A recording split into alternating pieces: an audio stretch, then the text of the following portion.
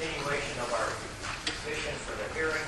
But first, we have mailed out minutes from the previous meeting and asked the board if there's anyone would care to approve those minutes that were mailed out last week. Moved by Gene. Second. Any questions on minutes? Seeing none, all in favor say aye. Roll call. Motion carried.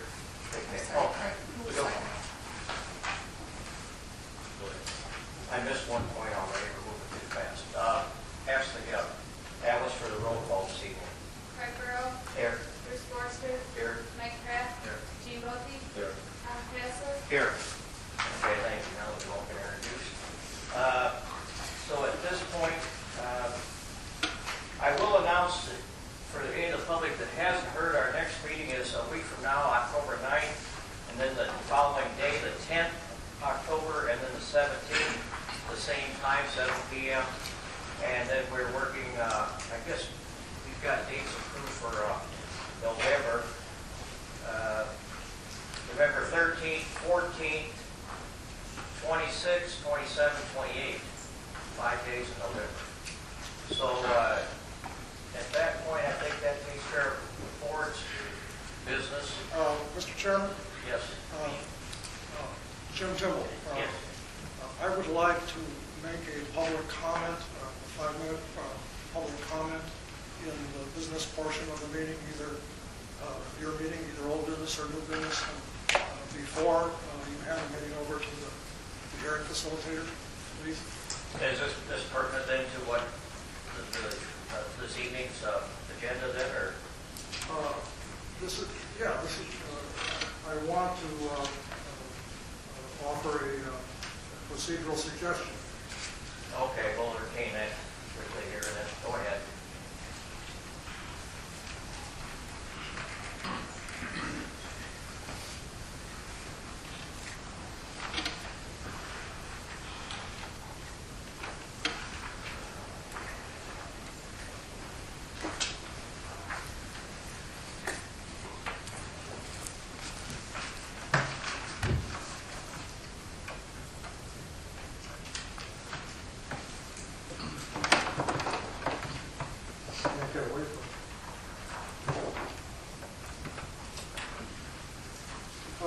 Thank you, Mr. Chairman. On at your gentlemen, at your September 4th board meeting, you passed in the new business section. You passed 3 new resolutions related to new business. In the first one, you adopted the transcripts of the previous 4 meetings as to be minutes. And then you passed a follow-up resolution where you approved those minutes and allowed them to be posted on the zoning page of the county website. And I commend and thank you. In fact, I thank you profusely for taking that action.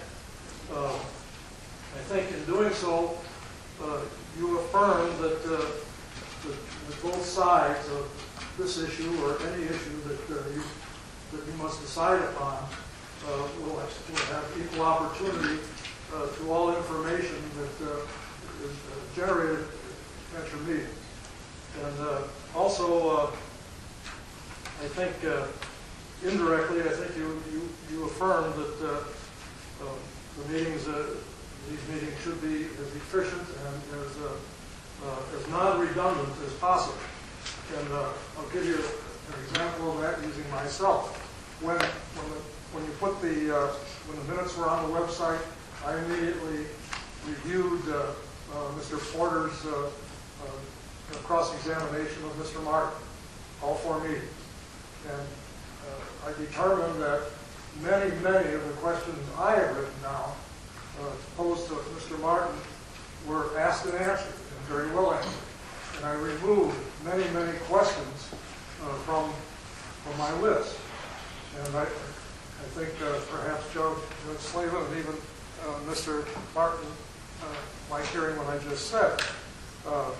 So that's the efficiency and the non-redundant part. The third motion you passed was you directed the zoning clerk to take minutes, and I quote, "as previously done." As previously done. But previously done, gentlemen, did not happen. The minutes from the September 4th meeting were 2 pages, and there were just two sentences that referred to the cross-examination of Mr. Martin. Basically, they said, hey, he was cross-examined.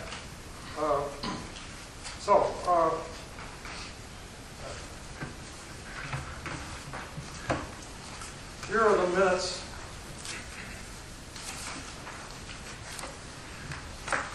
These are the minutes of the January 20th, the February 17th, 2011 meeting. 20 pages. Those were the WEC series. And in these minutes, everybody who testified, Alice Henkel did a world-class job of recording word for word what they said. The information was there. I refer you to, it doesn't matter, the February 23rd, 2012 minutes, same way, 17 pages. The January 20th, 2012, 20 pages, and all the testimony there. Therefore, the 9-4 and perhaps the 9-18 minutes, I haven't seen them, for the same way, they're not compliant with the Lee County Zoning Board of Appeals rules of procedure. And I would like to read very quickly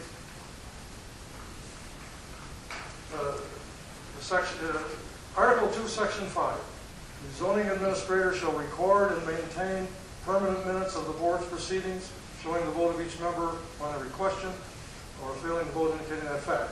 Shall keep records of its examinations and other official actions. Shall summarize accurately the testimony of those appearing before the board, or keep a verbatim transcript of all hearings, etc., etc.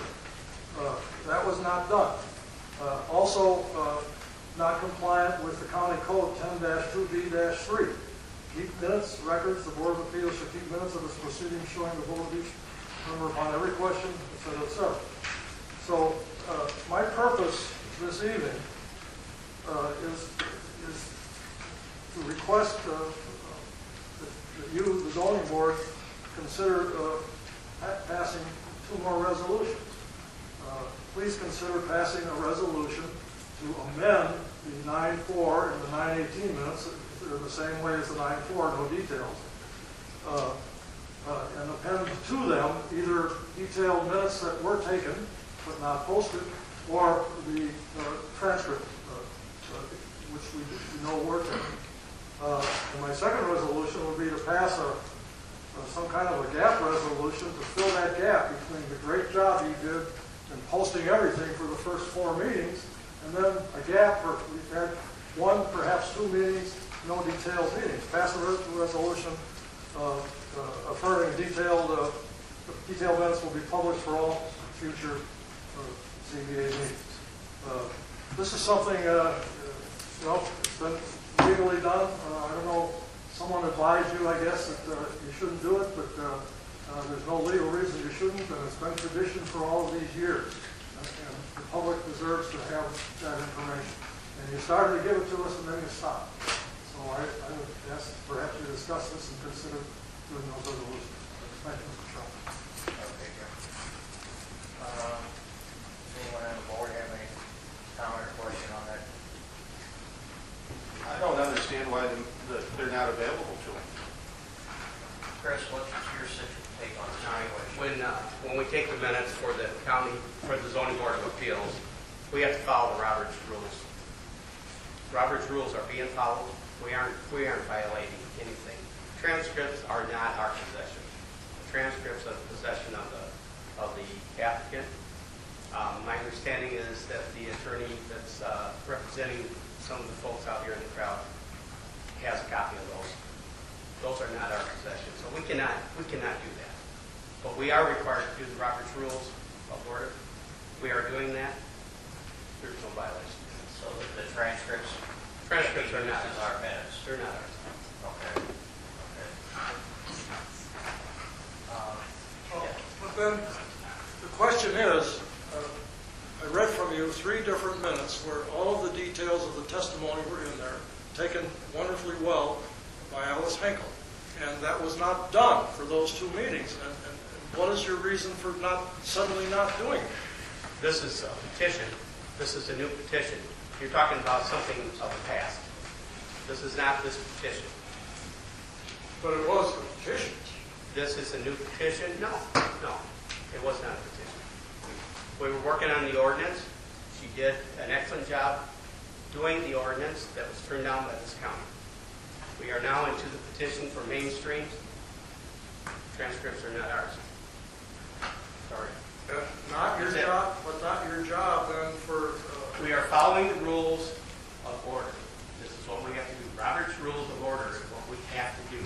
There has not been a motion made since this testimony began. So we have not had to record any action by this board. Are you telling me that there haven't been petitions in the past where full minutes have been taken by the zoning? I'm not talking about anything but this petition right here. We are following the rules. This is what we have to do. This is what is required by us. We're supposed to follow the rules. We're supposed to honestly follow the rules. We are following them. There's nothing more I can say about it. Well, yet Whiteside County, number one, Lee County, you took possession of the petitions. I can't speak for White County. The transcripts. You took possession of the transcripts until we asked for access to them, and then you told me at the last meeting that you're no longer taking possession of them.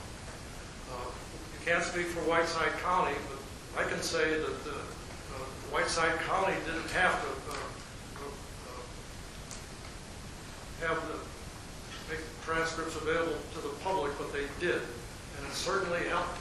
It certainly made for a balanced playing field where all of the participants in the hearing had the same information. I'm sure the transcripts are available to you if you want to talk to the attorney about it. Yeah, I read the Telegraph article, $250 a page. The first 4 meetings would have cost me $30-some $100. Not fair, not very thoughtful constituents. Steve, you have a question for Chris? Yes, for the board. I guess I'm confused. Why are we having the court reporter here? It's not a requirement for the county. It is not a requirement. Find me, if you would, find me where it says in our code, anywhere in the county where it says we have to. I'm just asking. I'm just asking. My assumption was that because this is a public hearing, it is a requirement that a court reporter take verbatim minutes of any public hearing that the zoning board has. No, we don't require that. Okay. Okay, that's well. So back to my first question, why is the court reporter here then? Hired by the attorney. We're not paying for any of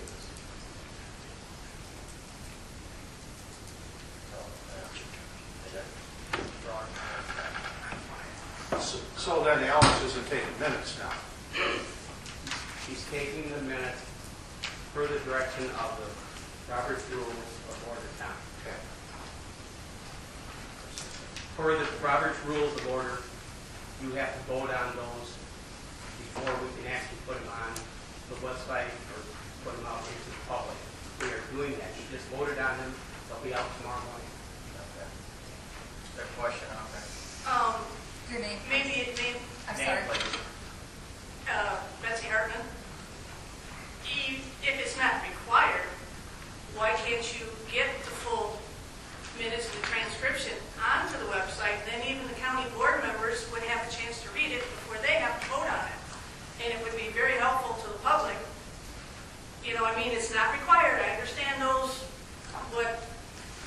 been said, but why can't you make it available to the public? Chris, is that the county to change the rules if they want to change them then?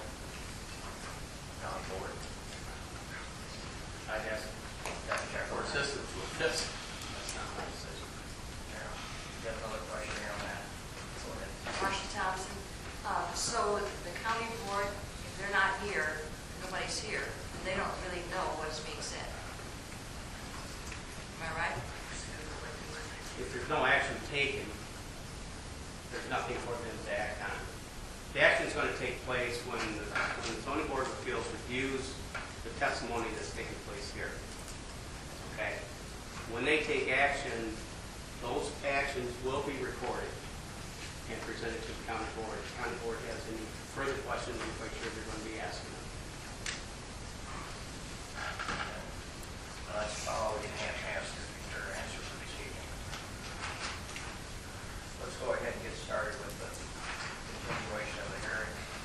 We'll turn this over to Judge Slayton. Thank you, Mr. Chair. Ladies and gentlemen, I'm going to do the same thing I did at the beginning of the last session. Is there anyone here who has not been in attendance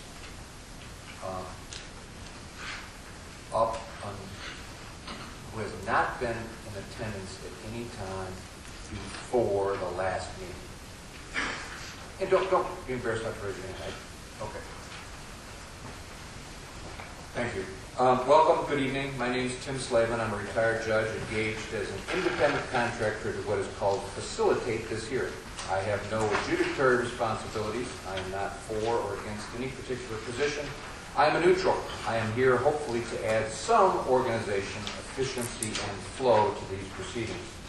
This is Green River Wind Farm Phase 1 LLC's application for 46 special use permits as part of a wind energy conversion system. As shown by certificates of publication, notice of this hearing was published in the Dixon Telegraph on June 18, 2012. And I believe since that time, another publication has been made. Notices to adjoining property owners have been provided. All who so desire will absolutely be given an opportunity to be heard. But for everyone's benefit, I want to do it as orderly and as efficiently as possible. There are many possible reasons for anyone's appearance here this evening.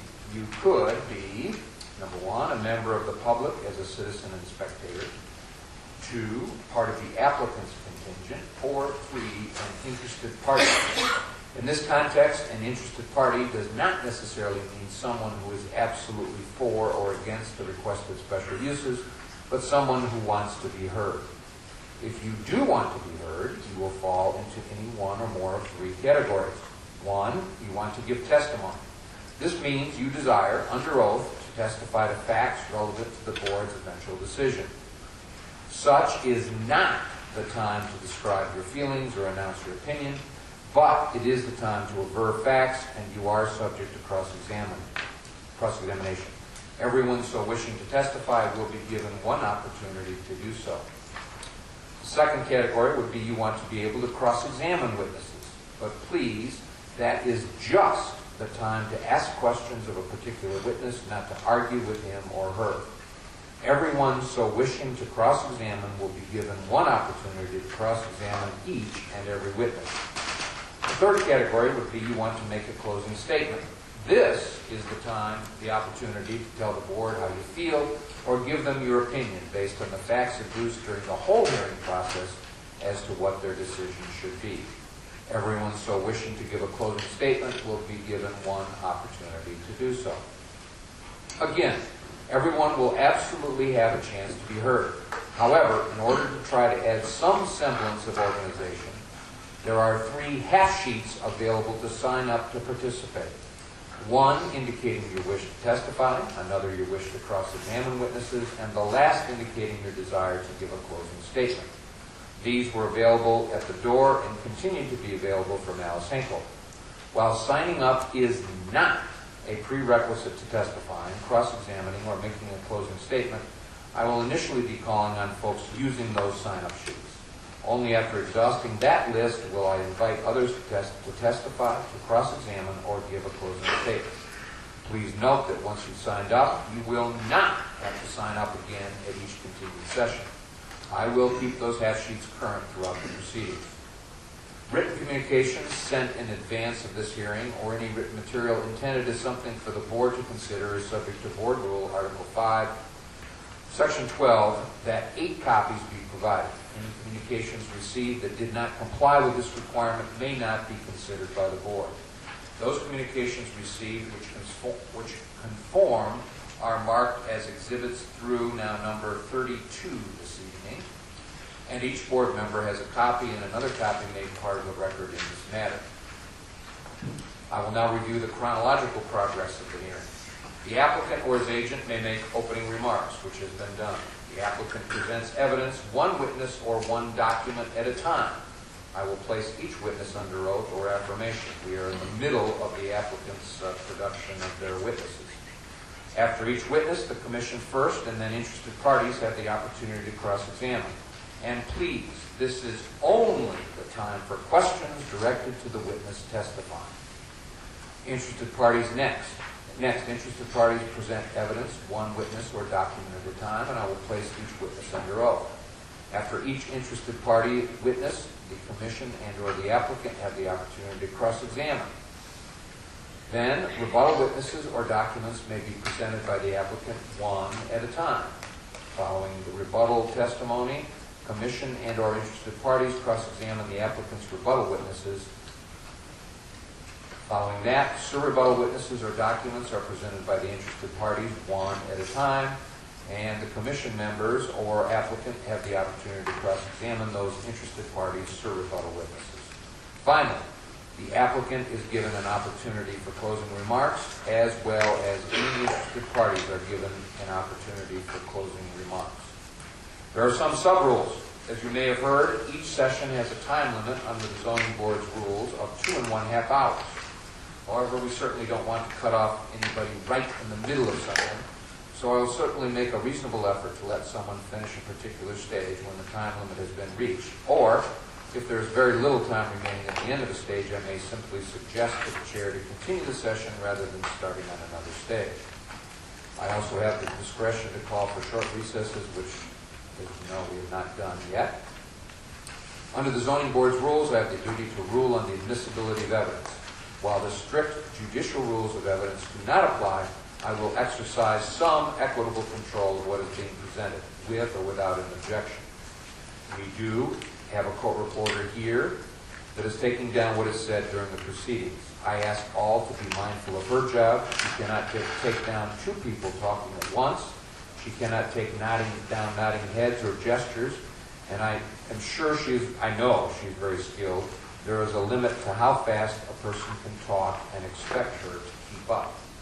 I do ask for civility and decorum. This is certainly a public forum, but please be respectful of all who consider it important enough to be here. I ask all to refrain from displays of approval or disapproval, and, as now with all public gatherings, I ask you to turn off your cell phones or at least to put them on silent. Moving ahead, my notes indicate that the last session, which was number 6, this being number 7, the agent of the applicant, John Martin, was on the witness stand. Mr. Martin, do you solemnly swear and affirm that you will tell the truth, nothing but the truth? I have a list of people who signed up to cross-examine. However, I let Mr. Porter launch into cross-examination right away. Board members, do any of you have questions of Mr. Martin based on his direct testimony? Mr. Burrow? Not this time. Mr. Bothy? Mr. Fassler?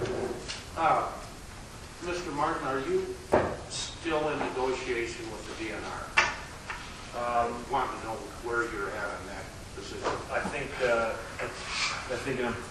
it's important not to call it a negotiation. Mr. Shank was very adamant when you were trying to develop that ordinance that it was not a negotiation, it's a consultation. Yes, it's ongoing. We wrapped up some studies this summer. We will be able to present those, I believe, next week. Our expert will be able to present the results of those as part of what we've developed to date. And we have had some consultation with the IDNR about next steps.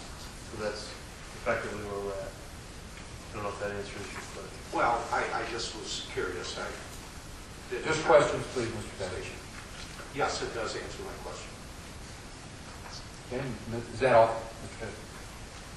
Yes. Okay, thank you. Mr. Pratt? No question. Mr. Forster? No question.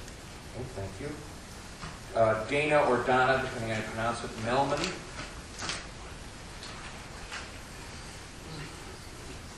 Pat Scully?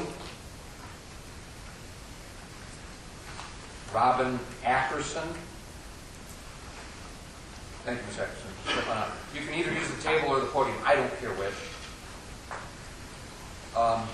And folks, while she's walking up here, I'm going to give this admonishment. These hearings are, this hearing, not hearings, is one hearing, is obviously going to last a long time. It will last even longer if folks keep repeating cross-examination questions. I certainly want everyone to be able to have the questions that they have answered. On the other hand, we went through 2 or 3 sessions with Mr. Porter asking questions, and I'm certainly not telling you don't ask questions, but folks, please, for the benefit of everyone, keep in mind the questions Mr. Porter asked and the answers Mr. Martin gave, and let's really try not to repeat ourselves. Judge, Thank you. can I ask a procedural thing real quick, Sure. Mr. Martin? Sure. For the couple of names that you just read off, have they missed their opportunity since they're not here tonight to cross-examine me? I just want John, I'll make that decision. Okay. Ms. Ackerson? Thank you. I guess in light of the discussion when we first got here, I have one question that wasn't on my list. Am I to understand that your company is basically withholding the minutes from these proceedings at this point now? Not at all. Objection, Your Honor. It's beyond the scope of the draft. It is. We didn't talk about minutes when Mr. Lee examined them, and we're not going to get into that. His testimony's all been the substance of the thing, not procedural stuff.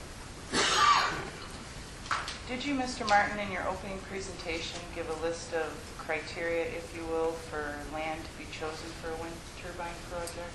I believe I outlined roughly some of the criteria that we would use in choosing land. Yes. Could you tell us that criteria again, please? Yeah, kind of get up close. It's hard to do. I heard it. I was just looking for the... Well, whether you've heard it or not doesn't matter. I want to make sure the court Can you hears hear me? her and the public hears her as well. Okay. I don't know that I have a copy of that PowerPoint with me, but Well, that wasn't the question. I mean, the question was yes so, or no. I can The rehash. question was yes. Well, I you asked said- him if he would tell us the criteria again, okay. please. So we're looking for open space. We're looking for land that's conducive to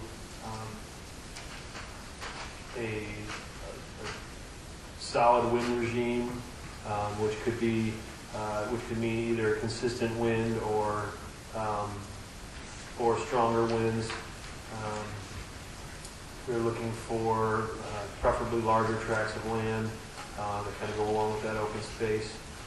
Wasn't the term open land, not open space, but the term in the criteria was open land? Was one of the criteria? We possibly phrased it that way, sure. Do you know the definition for the phrase open land?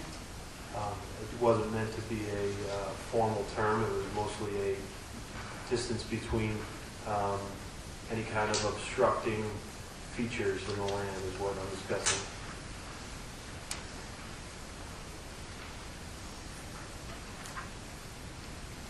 Well,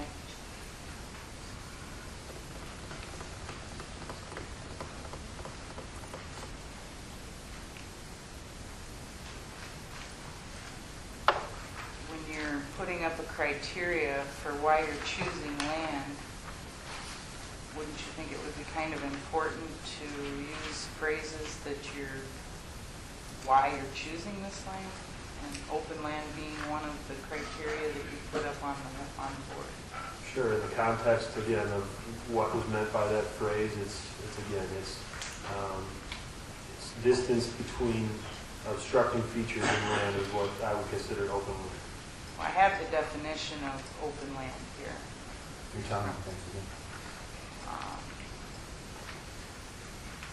Can I show you a copy of the definition for open land? I'm not sure the relevance, I understand the point you're trying to make, but how he showed, how the applicant showed the land, how is that relevant to the board's decision on whether to grant the special use? Well, they listed it as a criteria for why they chose the area that they did. But would it matter if they used that as a criteria or said they threw darts at a board? I mean, that's not the substance of what the board has to decide. And I don't want to get too far afield is what I'm trying to say.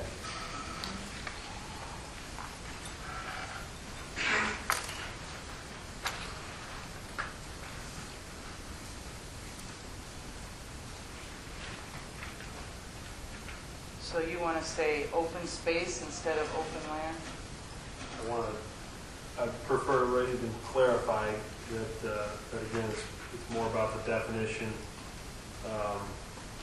with respect to any kind of obstructions for the wind resource.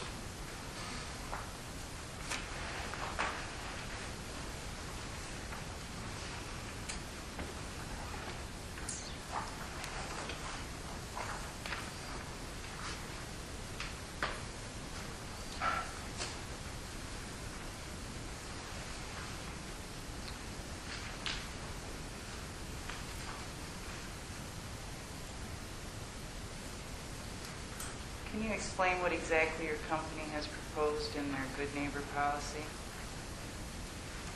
Currently, with respect to this project, we've offered compensation with respect to model criteria for shadow flicker, and to those homes that we again have modeled those impacts to. Impacts of shadow flicker? Yes.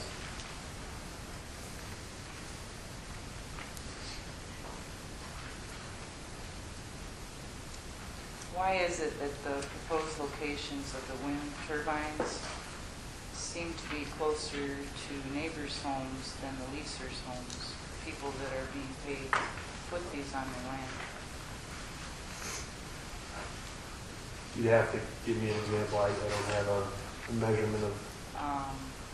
Well, if you look at the map, which I don't have it up here with me, you can see clearly that all the turbines, the people that own the land that are putting them on there, their house will be here, and 2 miles down the road might be their neighbor's house. You're telling things again. Let's try this. Well, Mr. Martin, if you look at the map and you view where the residences of the lessees are, lessees, and you view where the turbines are located, and you view the distance between where the lessors live and the homes where people who are not involved in a lease are, is there a difference in the distance between the turbines and those two sets of homes? Good question.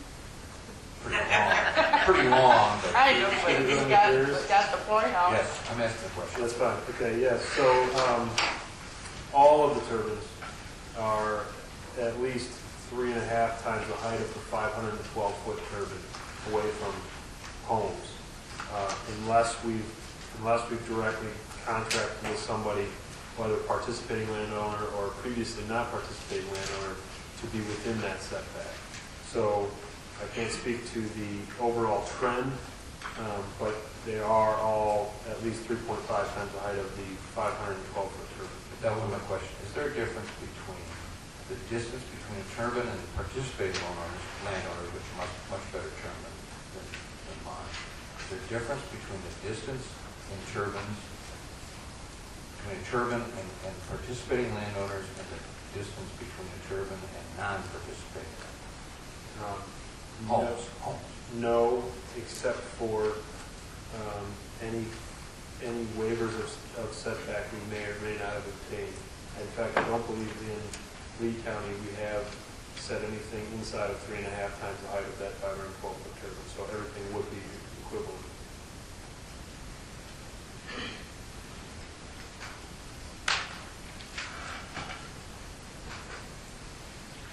Go ahead, I'm not, Wouldn't I'm it, just trying to show you how to ask wouldn't questions. it, in your opinion,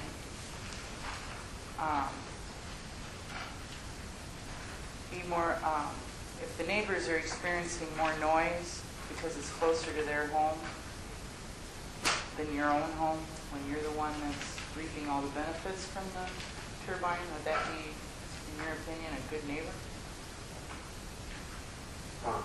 We are offering a good neighbor policy, if you're referencing good neighbor, with respect to specific criteria at this point. In terms of differences in sound, we're well within compliance of the criteria that are established. So I don't think I think it's kind of a moot point. We're on that property. That's that landowner's choice to host a turbine, and we're trying to build a project around that.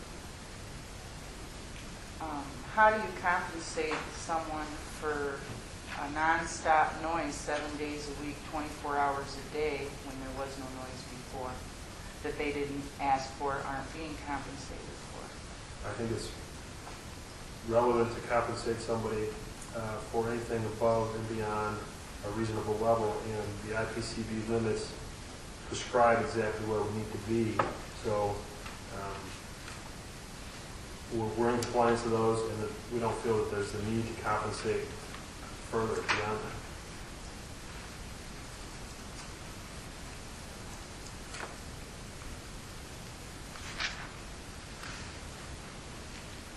What do you propose anything, does your company propose anything to eliminate flicker from the people's homes that are not being compensated for turbines? They are not the leaseor, they are the neighbor of the leaseor. Again, as we outlined in the beginning with our good neighbor agreement, we are proposing to mitigate between 10 and 30 hours of shadow flicker as conservatively modeled. But in exchange, we're also offering for compensation above 10 hours of shadow flicker as previously, or as conservatively modeled as well. So if you're asking about total curtailment, we don't think that that's a reasonable step. We're talking about very minimal amount of shadow over the course of a year. Obviously higher in some times than others, but still very much spread out and reasonable.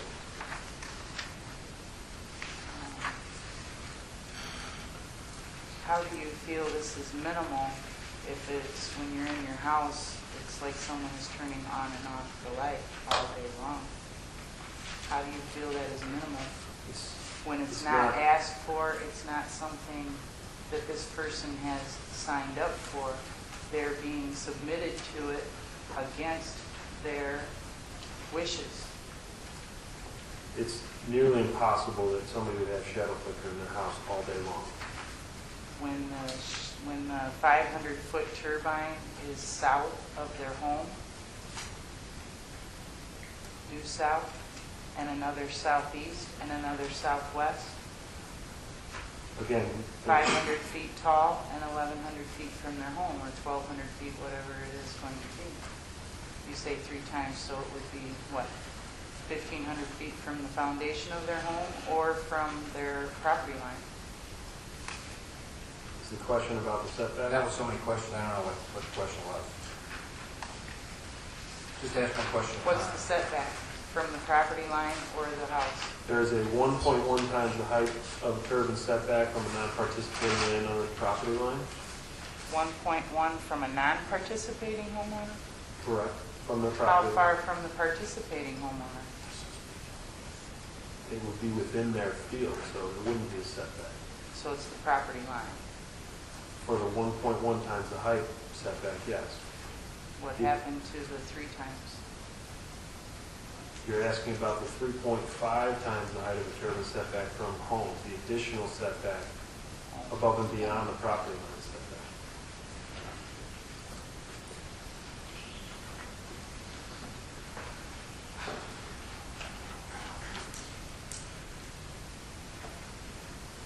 Do you have horses? Do you have any experience with horses? Minimal. Minimal. What happens, per se, a homeowner not participating, has horses, they live on their property, that's a given.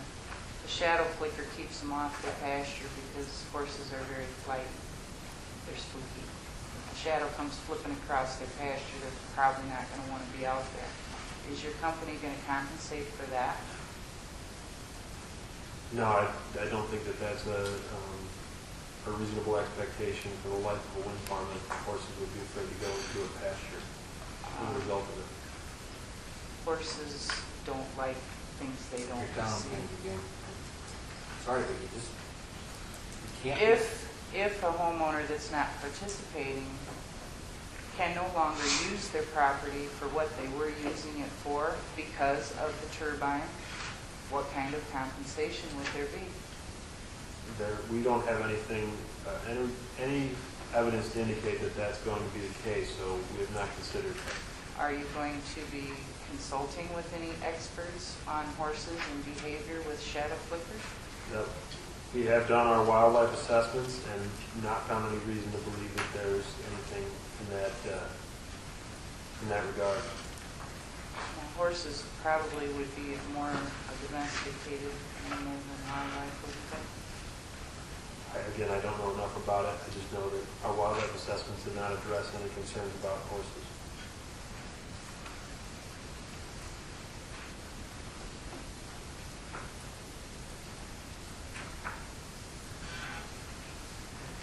What wind speed can the wind turbines that you are proposing withstand without damage?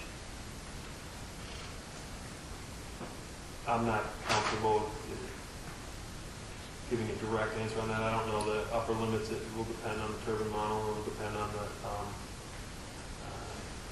operational aspects of the rest of the wind farm, so I can't really give you a direct answer. Will there be someone testifying that can answer that? That was not our intent, no.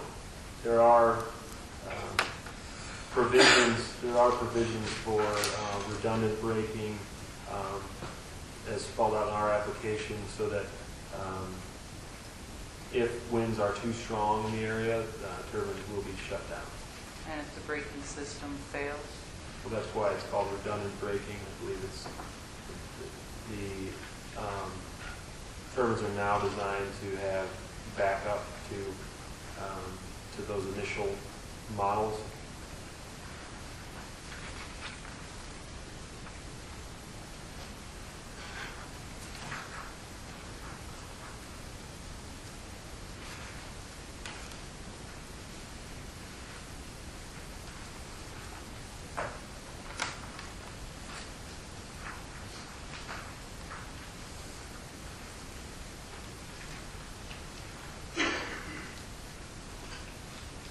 Has your company spoke with any of the other homeowners in the proposed wind farm area other than the resource? Let's call them participating. Just so we're all calling the same thing. Participating. Participate. Yes, we have. I mean, in the acquisition of leases, we've reached out to a variety of landowners to see if they were interested in participating. In addition to that, we have an office in Walnut open. Frequently, we have a variety of folks, including non-participating landowners, stop into that office and speak with us about a variety of topics. Are you aware that the majority of homeowners in this area that you are proposing are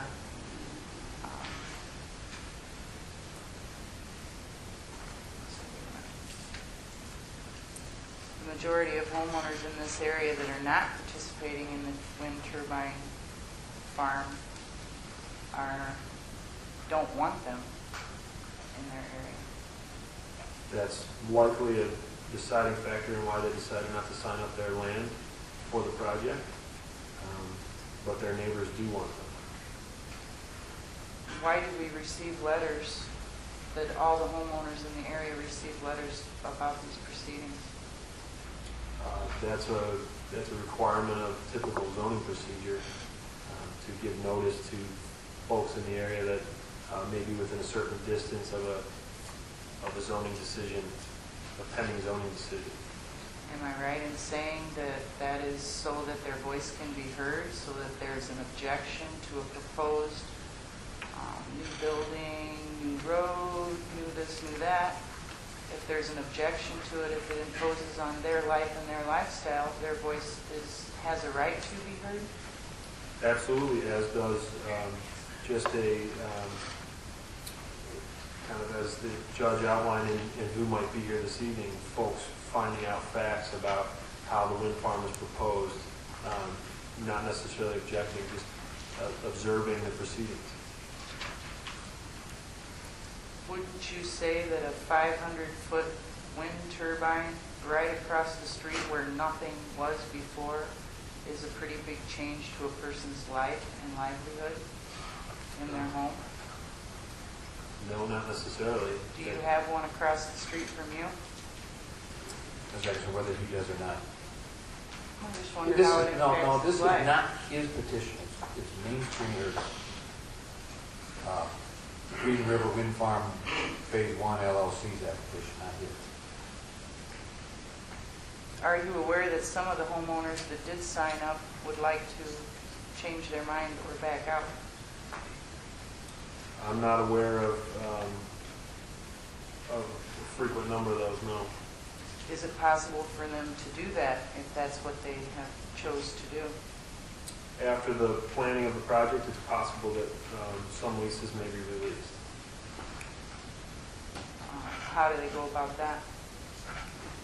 They can certainly submit a request in writing. Most of the provisions of any of the leases require written correspondence between both parties, and that request would be considered. But again, it's likely a post project planning decision before that decision would be made.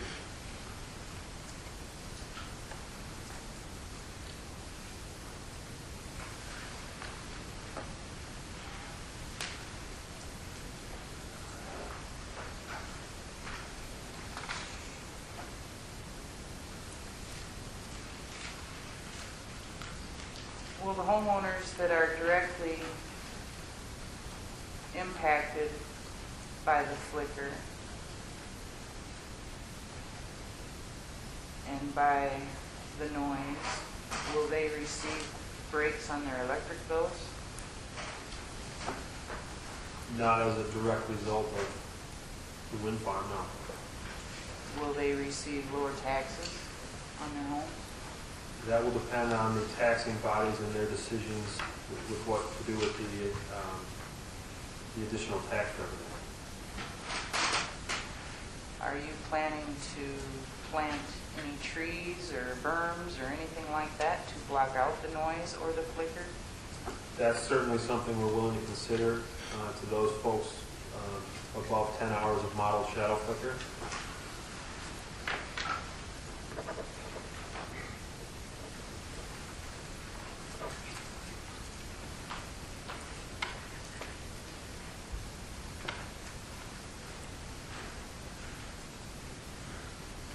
Are you aware, as most people are that have discussed the situation in these wind farms, that cell phones do not want to work within these wind farms when the turbines are closed? I haven't really heard testimony to the fact that most people have cell phone problems within these wind farms. Personally, I have experience being through this area where there's already cell phone signal issues. And when I drive past Big Sky, coming to Walnut, I actually have reception. So I can't say that direct result of this area. My personal experience is not the case that there's any kind of correlation between the two.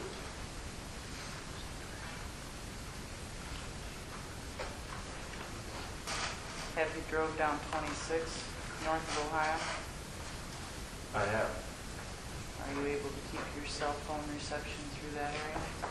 I actually lose it pretty far north near Roadside Park. I think it's Camp Joy Bible Camp in that area. I use it around that area, and I pick it up as I'm getting into Ohio. Where all the high wires are? There's high wires all the way up to Dixon, so I don't think that there's any correlation. I just know that that's kind of about 26. Where does your company plan on putting the high wires for this wind farm? There will probably be little to no high wires. Our substation and interconnect points are planned for Whiteside County.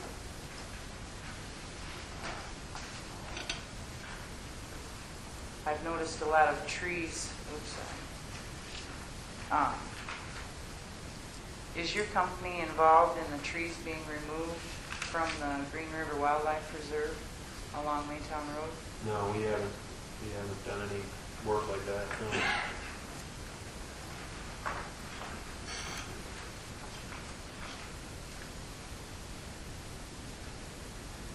Is there any compensation set up by your company for homeowners in the wind farm area if they aren't able to use their phones or get reception on their TV? As I outlined earlier, we do have a baseline study for TV reception, so we know what the current signal strength is throughout the area. With respect to phones, we can certainly review the individual basis scenarios, but we do have a communications analysis that indicates that as planned, there won't be an impact.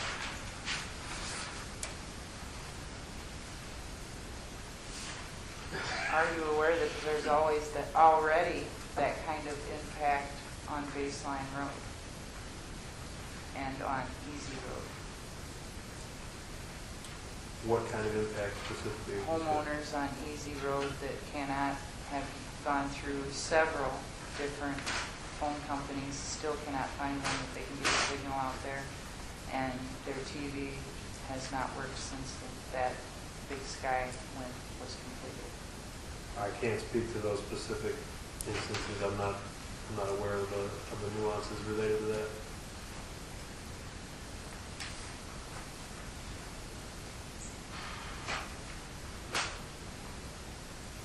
What kind of assistance does your company have set into place for a homeowner that is not participating in the wind farm, but finds themselves living in the middle of a wind farm that wants to move and cannot sell their property? Does your company plan to help them in any way? That's not our intent at this point, no.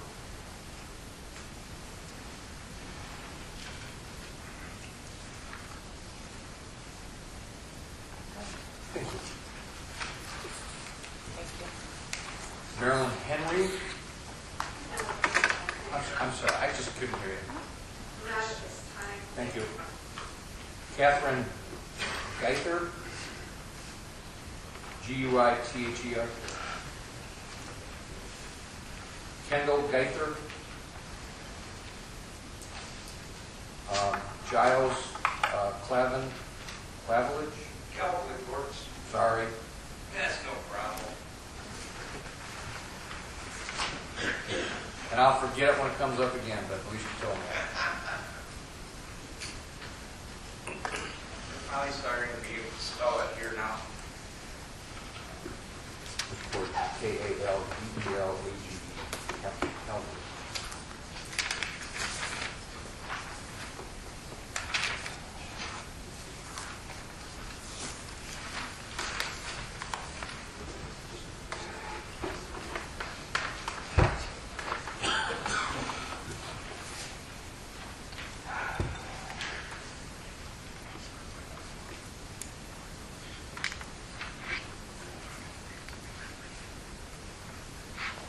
Good evening, John. Evening.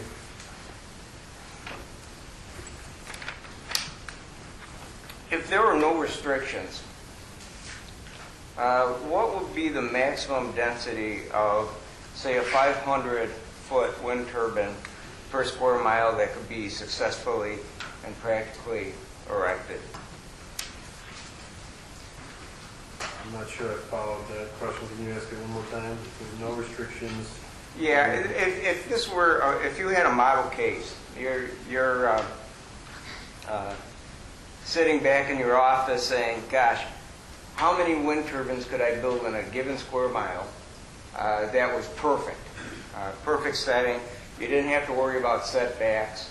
And what's going to be good for the company, what's going to be the most economical. How many could I build? There's not going to be a direct answer to that question because it depends on a variety of factors in the area, and not the least of which is the wind speed and direction. In the Midwest, particularly in Illinois, we have somewhat omnidirectional wind, typically blowing from the west, whether the northwest or the southwest, but that's not always the case. Sometimes it does blow from the east. So it would depend on that more than anything. There's a spacing between the turbines. It depends on the turbine model and their performance as to how close you want them as they wake each other. And then again, there's something I described before are the line losses, which is the further apart turbines get, those collector cables in between have losses to them as well. So I want to minimize that. It's a delicate balance. So you probably said it'd be closer together to avoid line loss? Closer together to avoid line loss, but only to a certain point so you could avoid wake losses. So I guess that's what I'm trying to figure out. How close can we do it? There's no restrictions. Government doesn't have restrictions. You don't have to worry about neighbors. What's my best ability to produce the most amount of profitable electricity that I could actually build at a profitable rate? How close can I get? Depends on the turbine model. Depends on the economies of scale of the wind farm. So it depends on a variety of factors. If I had and I know I'm not asking for a specific engineering thing. I tried to sit down and figure that out today and had very much difficulty, but for the best, maybe the practical perception to give me an idea. If I had a 500-foot wind turbine, could I put it 1,000 feet away from a second wind turbine, given that if either one of them fell from each other? Because at that point, then I'm figuring I could probably fit 35 windmills, between 30 and 35 windmills per square mile. You're telling things again. What's the question in there? The question is how close can I put these things? How He's dense can I asking get? that question twice now. He said it's dependent on a variety of factors. Given best optimal factors. One of the metrics used in the industry is rotor diameters. Because of those wake losses more than anything, try to space things apart a certain number of rotor diameters. Sometimes it's less than 3, but typically not. Rotor diameters apart from each other. But that, again, depends on a variety of factors.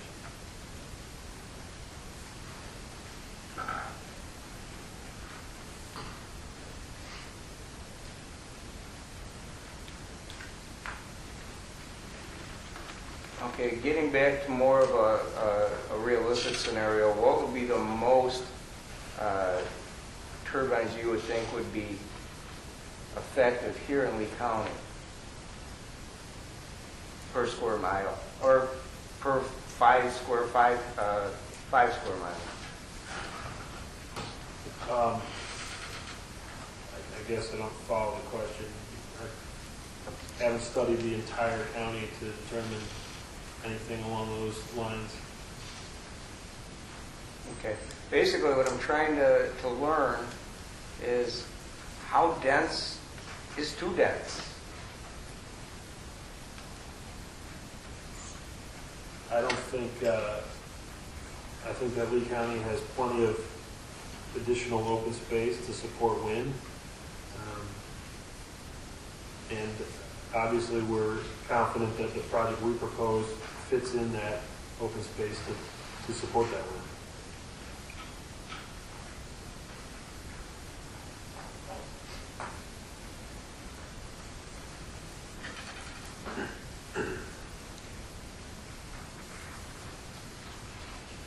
During cold weather, how far can a 500-foot Wex throw snow and ice? I can't directly speak to that, I don't know.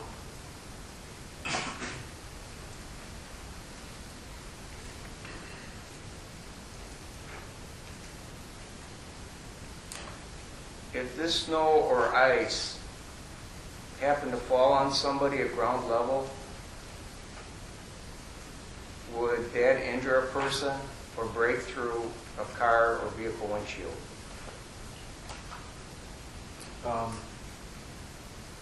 It would totally depend on the scenario. These turbines are largely now sensitive enough to detect when ice buildup occurs, and frequently will even shut down for that scenario. So it depends on the scenario.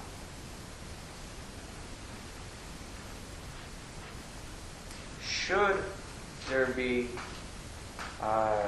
throwing of ice or snow beyond setback regulations, who would be responsible for any damage or liability?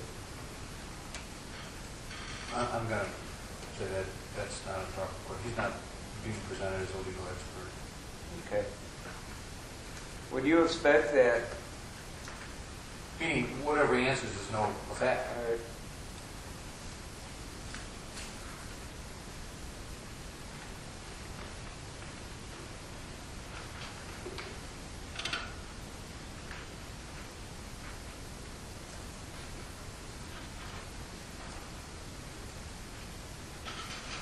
In your presentation on your first meeting, or at our first meeting, you mentioned a number of things that made Lee County a suitable site for wind development. And I know that the previous speaker asked a question. One of the things that was left out or you were cut off with was that Lee County was very friendly to wind turbine development. Can you tell me what you meant by that? I don't believe I would have said very friendly to wind development. I probably said reasonable regulatory requirements for development. So zoning, for instance, reasonable zoning requirements. What was so reasonable about those zoning requirements? Actually, as proposed back in February, those were near breaking point zoning requirements. And we stated as much during the proceedings leading up to that.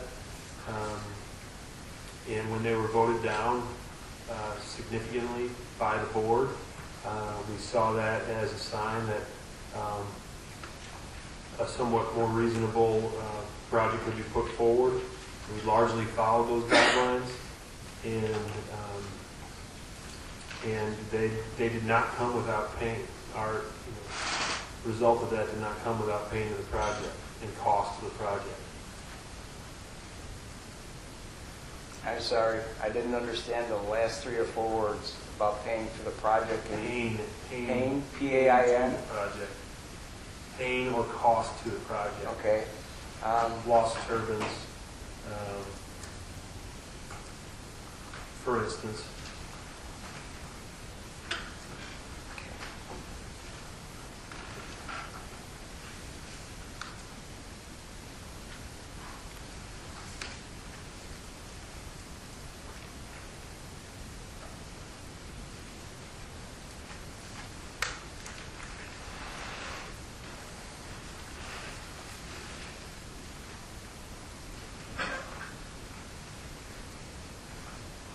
I'm going through some of these questions, John. I'm kind of deleting some of them, but I will jump to,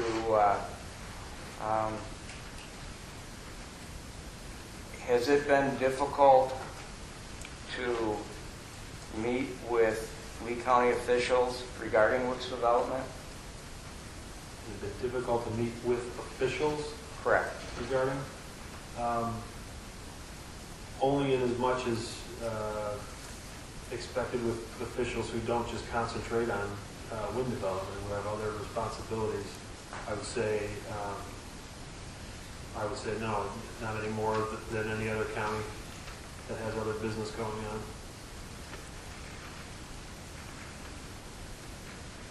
Did any meetings have to happen without specific public notification or invitation to the public? No.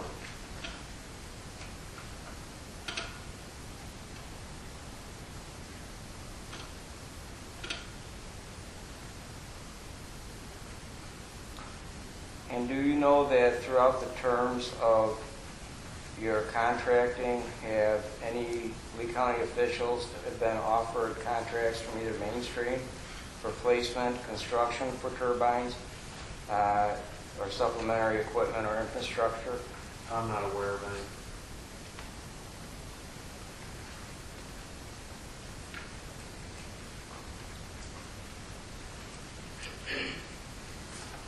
Thanks, Ken. Thank you. Rich Boris.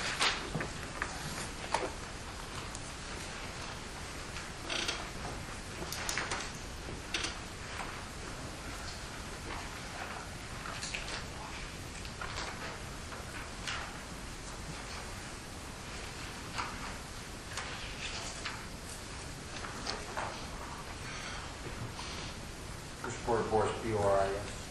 Yes.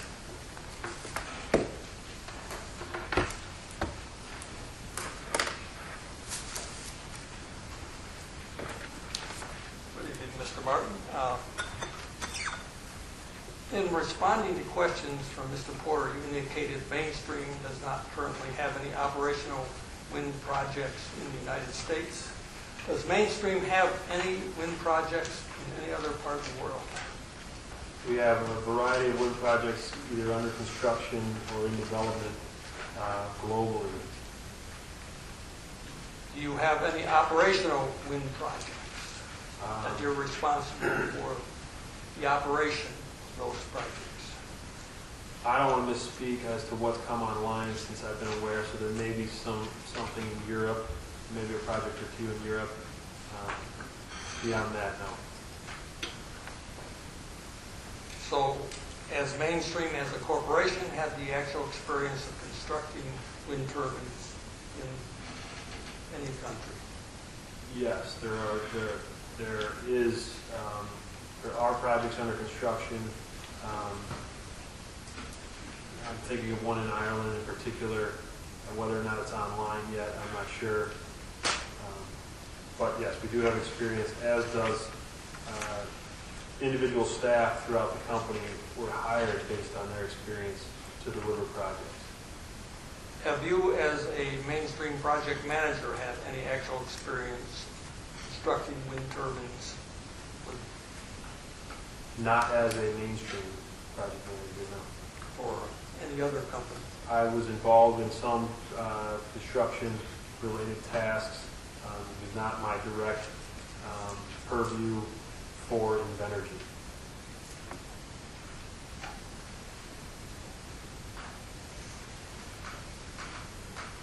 Based on your answers within the United States, is it a reasonable premise to conclude that Mainstream in the United States is essentially a marketing firm with no apparent intentions of constructing their own wind turbines? No, that's not the safe assumption. The safe assumption is we are a development company. Development can mean a variety of different things. Development can be taken to different steps along the process of getting a project ready to construct, and frequently acts as a liaison through construction. We were very much involved in the Shady Oaks project up to and up to and into some of the early construction, for instance.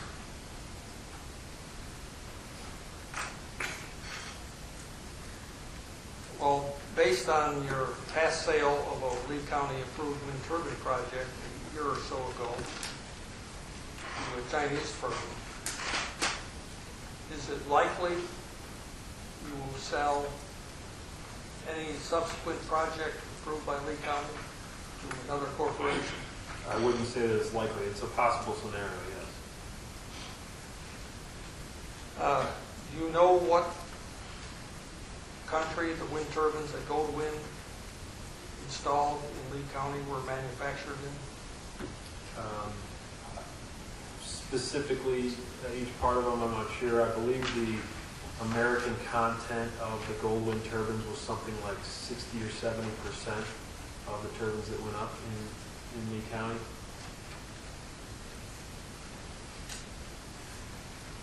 Does Mainstream have any written or informal agreement with any corporation to purchase wind projects Mainstream gets approved?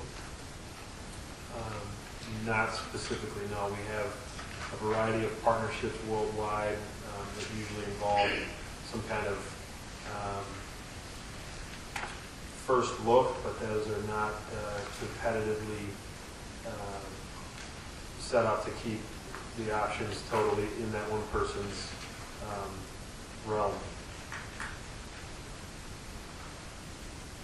If you look at those options which include selling the wind project before it's constructed, isn't that one of the primary reasons you don't want to narrow down a wind turbine, but say it could be any turbine on the market? It's a factor included there, yes, that the final off-take agreement, for instance, or the final purchaser and owner of the project may have a different preference. That is one reason why we're requesting a truncated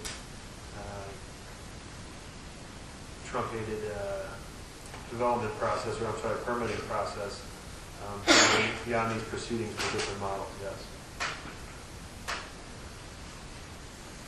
So, as you stated earlier this evening, the newer turbine designs have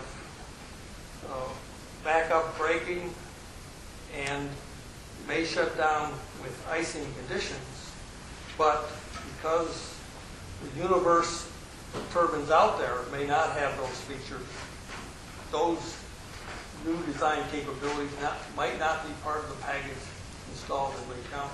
I think our application specifically says that what we will install will adhere to redundant braking, for instance. So we're already making representations to limit those to those kind of characteristics. When Mainstream sold last wind project to Goldwind, were the production tax credits sold with the project to Goldwind?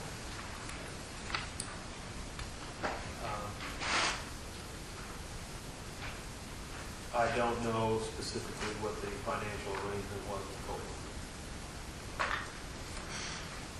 Are the production tax credits based on some percentage of the nameplate capacity or upon actual electrical production of the wind turbine?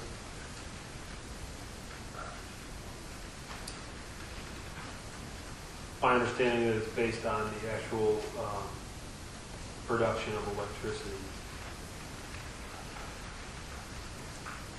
Under what conditions is the electrical energy generated by a wind project curtailed that is not put on the electrical grid? So you're asking what are the scenarios that a project might be curtailed? That an operating wind turbine has the capability of generating electricity, but the grid doesn't want it, or what conditions? So you're just asking about grid curtailment? Well, for whatever reason, the electricity would be curtailed from being put on the electrical grid, so it serves some useful purpose. So grid operators have a variety of criteria. with respect to demand and load, congestion on lines. It would depend on the specific project, but those are some scenarios where a wind farm wouldn't be allowed to produce electricity, assuming there was ideal scenarios. It's a similar situation for a nuke plant or a peaker gas plant or a coal plant. Frequently, you just can't see that they're not operating. Like a wind farm is very visible, so you can see that it's not turning. For instance, same situation might occur on a peaker plant, for instance. Well, the peaker plant is just there. Well, that's a comment. Using the peaker plant there just to be turned on when there is electrical need. So That's a question. Yes, that's one of the main roles for the peaker plant. Yeah. are production tax credits paid for electrical energy that is curtailed, not put on the grid? I don't know. Do you have any knowledge of adverse effects of wind turbines on humans or animals? I don't have any direct knowledge right Are you aware that one or more wind turbine operational manuals of a 3-megawatt wind tower advises its employees to avoid the area 800 feet from an operating wind turbine? now. I'm not aware of that, no. Are you aware a similar operational manual advises its employees to stay away from a wind turbine that's operating 1,000 feet if there's conditions of possible ice throw? I'm not aware of that, no. If such conditions and warnings exist in manufacturers' manuals, shouldn't the residents participating and non-participating be advised of that? Again, I'm not aware of any of that, so I can't speak to a hypothetical as to whether or not they should.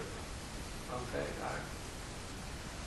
Another time I'll submit a copy of that.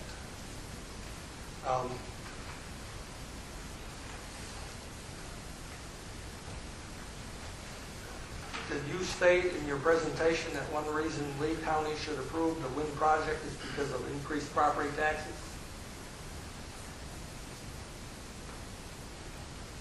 No, it would have been increased revenues from the increased property tax. Okay. Are you familiar with Illinois property taxes and the property extension limitation law in tax cap counties? Specifically, no.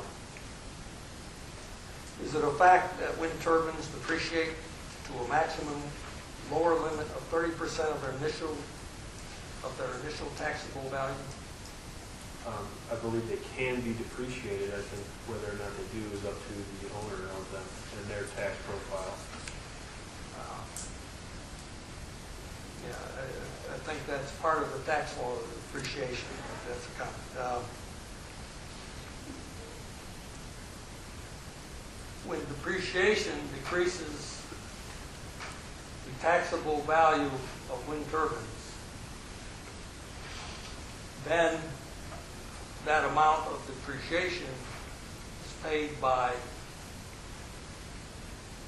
the other property tax owners. And from the 30% limit, that means up to 70% of the initial value of a wind turbine can then be shifted to other taxpayers. Isn't that correct? So by that logic, up to 70% of the net positive value that was just created for economic development would be, if it was needed to be kept in place, would need to be offset by other sources. Is that what you're saying? Is that what your question is? There is depreciation on wind turbines. I think it was explained to me that it's roughly 3% net depreciation per year. Why don't you just ask him? We're wandering around here. Just Okay. ask him. Is it true that the net depreciation on a wind turbine can be 3% per year? Is it true that it can be That 3% It or would more? depend, it would depend on the GDP, the cost of goods. It would depend on, not GDP, consumer price index, CPI. So, that's what the offset is, to make it a net number, so. CPI doesn't have any relationship to that. I was formerly a school business manager and did the tax. Something Right, okay, sorry. So if a operating wind company goes belly up, it would then, and the wind farm stops operating, in theory then, whatever was taxable one year will not be taxable the next year, and that will shift the tax burden to all other county taxpayers. Is that correct? From that net positive taxing, if the expectations are such that that value needs to be there, that would be correct. But that's, again, a net positive above current situation when you're talking about introduction of new economic value.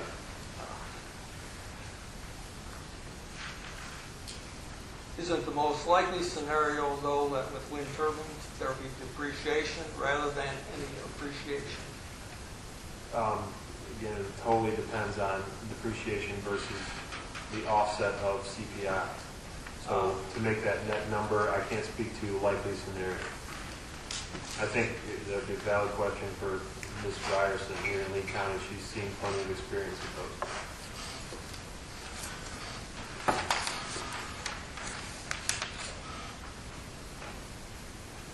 Does Mainspring have any contracts or reasonably expect to with any Lee County board members or past or current ZBA members? I'm not aware of any. I don't know. Okay, that's all the questions. Thank you.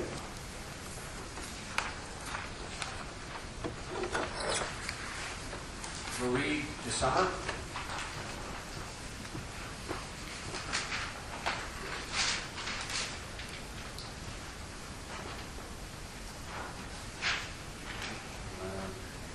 Jose, where? Jose, where? Wayne?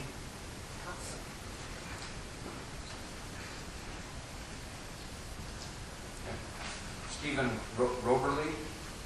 Roberly.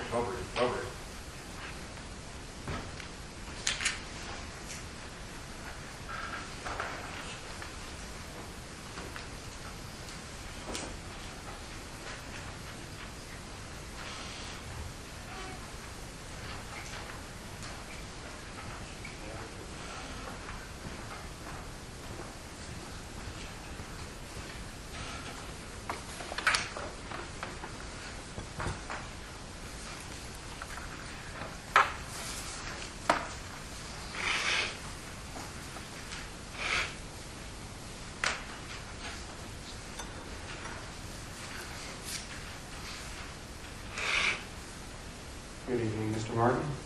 Steve?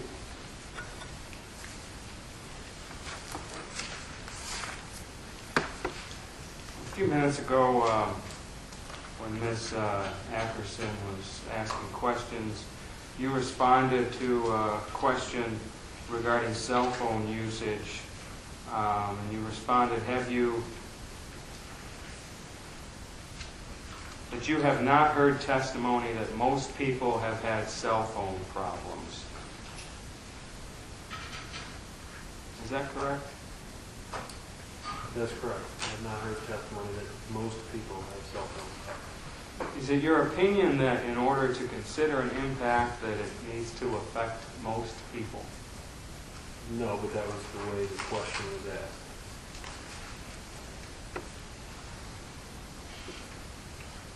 Have you heard any problems with cell phones outside of any testimony? With respect to the wind farm? Yes, you said. Yes, with respect to wind farm. Just anecdotally.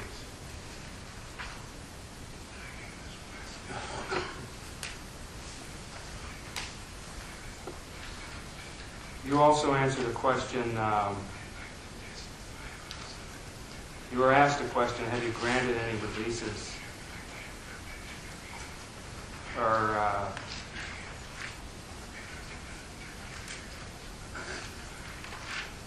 when you were asked the question if a property owner can request to be released from a lease, you responded, not in any frequency. Does that mean that there have been some?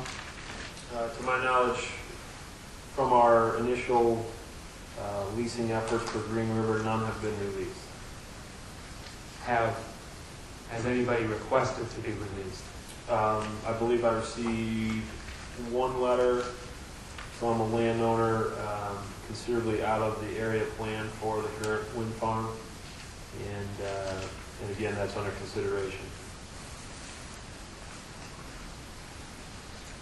Back in July, during your PowerPoint presentation, you had a slide that described local outreach. Do you recall that? Probably address local outreach, yes. And I believe you said that the first meeting was in January of 2010. Is that correct? You know, I don't have my notes from that. A lot of that discussion around anything that was in the bullet points would have been beyond that, but that sounds right. And how did you get people to attend this meeting? I don't know specific invites, how they went to that meeting. Do you know if there were invitations by mail or email? Typically, they're not done by mail. They might be posted in a newspaper for something like that, or directly mailed to a certain area. Do you know whether there was a general posting in a newspaper of general circulation or not? I don't know for that meeting.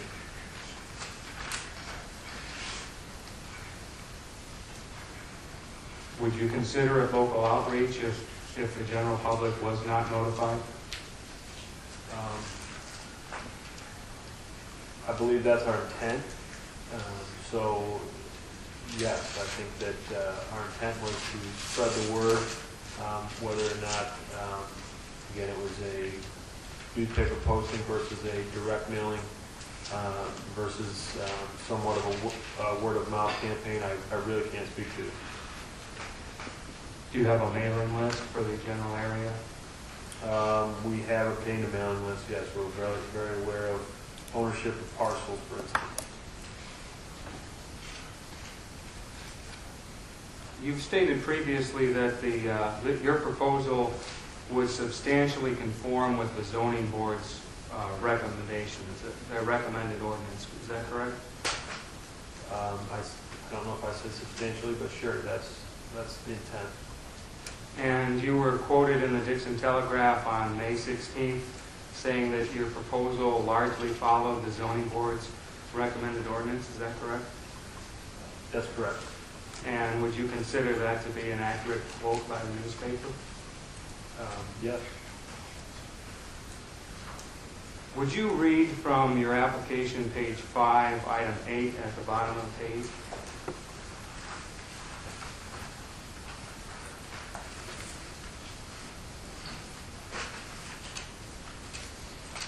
The petitioner asked the Lee County Board to impose the following conditions based on the Lee County Wind Energy Ordinance as proposed by the Lee County Zoning Board of Appeals in these special use permits. So that's consistent with your prior answers, is it not? Yes.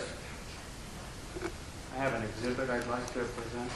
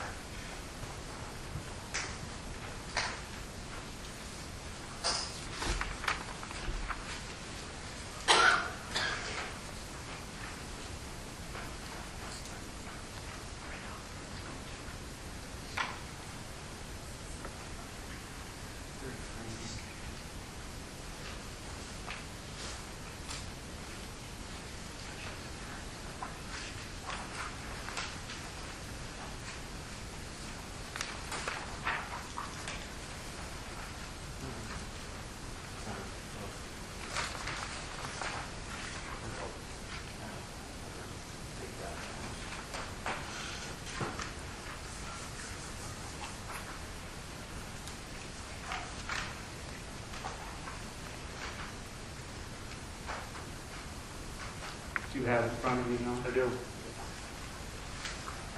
Should I?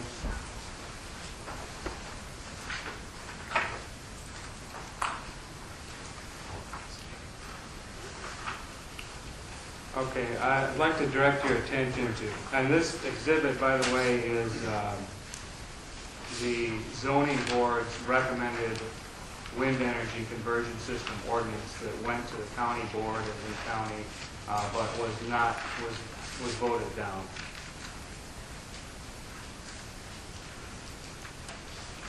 Page 3, I'd like to direct your attention to page 3, section 1019-5, titled Applications. Starts on page 3 and continues through almost the first half of page 5. There are... Mr. Roberson? Yeah. Robert, I'm sorry. If this is not the operative ordinance, what is the relevance of going through this? The relevance is that the petitioner has indicated that their proposal is in substantial conformance with this document. But what does that have to do with anything? If this is not the ordinance under which Lee County is operating, what's the difference? I think the difference is that I think it's important for the zoning board to know that there are certain things within the petitioner's document that are not in substantial conformance with the document that they reviewed, and have been told that the petitioner would largely follow, in his own words. I think it's important for the zoning board to know that there are significant items that are not being largely followed within this document. But the document has no... My point, what I'm trying to grasp is, if the document is not what this board is to judge against, or the county board, so what's the difference if it largely follows or doesn't follow it at all? I think it is something that the zoning board is judging against. They spent months coming up with this document. No, this board cannot do that. This board cannot consider this document. I'm not asking them to consider the document. I'm asking them to compare. Mr. Martin has made the statement several times that their proposal is in accordance with that document, whether it's approved or not. And I believe his intention was to say, okay, this document was not approved by the county board. Everybody in this room knows this, but our proposal is going to be in substantial conformance with it anyway. I think that makes it relevant. I just don't. I don't see it how it, whether he made the statement or, I mean, the statement in his petition to me sounds gratuitous. He could say it's in conformity with the world court's ruling on something, and it doesn't affect. This board has to judge the evidence they hear against what the county's ordinance is. I mean, that's their job. Whether it's in conformity with something else or not. I mean, I suppose if you're trying to say, no, I'm sorry, that's just not right. No. Can we ask the zoning board if they think it's appropriate? No, that's my job here.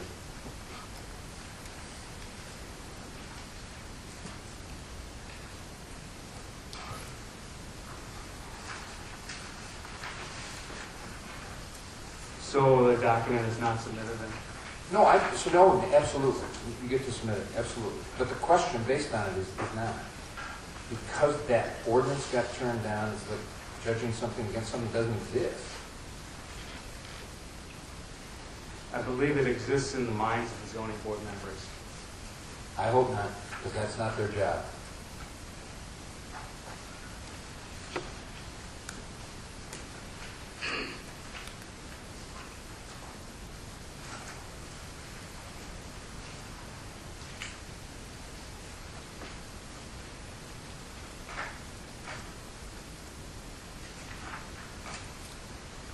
Did you include a site plan when you filed your petition? We included a site plan at the introduction of these proceedings. Otherwise, no, we submitted parcel tracts, basically pins and landowner information. But that was submitted at the first meeting, or was it submitted when the petition was filed back in May? It was submitted at the first meeting. So then your answer would be that it was not filed with your petition, correct? Correct. Did you include names and addresses of non-participating parcels in your petition?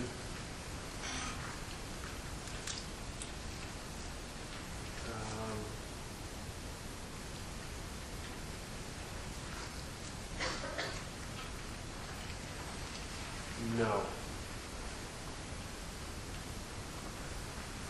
And shadow flicker and noise analysis, have these been provided to the zoning board? They have. Were they provided when you filed your petition? They were not. They were filed as during these ongoing proceedings. Did you provide a list of beekeeper hives as part of your petition within the proximity of the wind farm? No, I did not.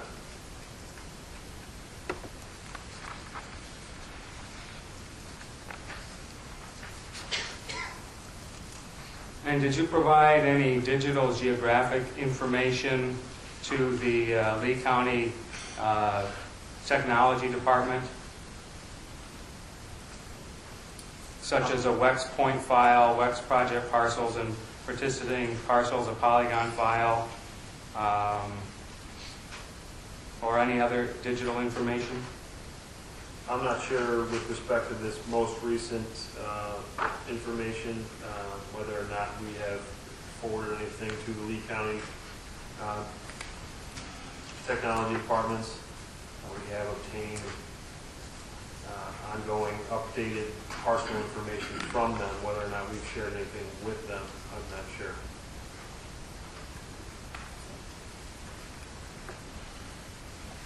Did you consult with the Lee County Highway Engineer with respect to the size and scale of the site plan that was submitted? I consulted him on approximate location and with respect to upcoming agreements, but with respect to specifics, no, not yet. Wouldn't it be useful for all of us, especially the zoning board and also the public, since this is a public hearing, for you to have provided a large-scale site plan showing the properties and turbine locations, some sort of display that we could look at in reference to the course of these proceedings? Would you consider that useful? I believe what we provided is of a scale that things can be referenced. Whether or not the public is proactively seeking out copies of this information from Lee County, I'm not sure. Would a large-scale site plan that everybody in this room could see be something that would be useful? Whether he thinks it's useful or not, Mr. Rover, you're getting to things that just aren't relevant. I'm sorry, but they just aren't.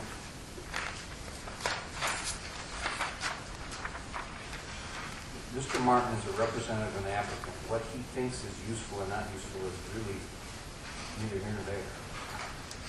Have you provided large-scale site plans on a poster board at any other wind farm meetings or petitions for wind farms in any other counties?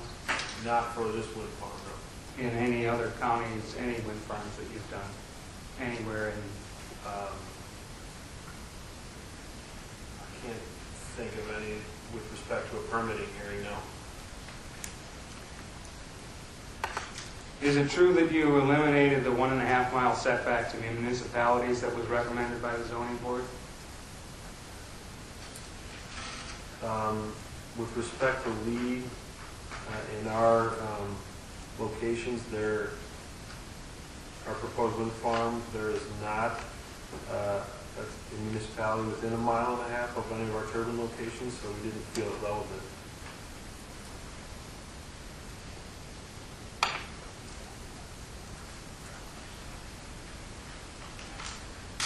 Has your shadow flicker requirement in your conditions been relaxed from prior requirements that have been discussed in this courtroom from 10 hours per year to 30 hours per year. Are you asking me whether or not the document you just provided and my document are, one is relaxed as compared to the other one? No, I'm asking if you have relaxed them from previously discussed shadow flicker requirements with the zoning board. As previously discussed, we've outlined specifically our representation of a planned wind farm. So in terms of discussed requirements and the finality of those, we feel that we are obviously in compliance with the Lee County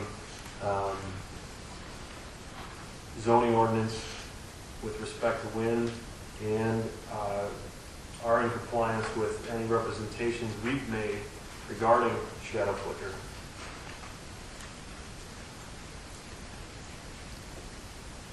And am I right in assuming that you do not have a home seller protection program in your proposed conditions that are included in your application? That's correct. And also looking at your petition, page 15, is it also true that you do not have any post-construction noise testing? That would be your petition, page 15.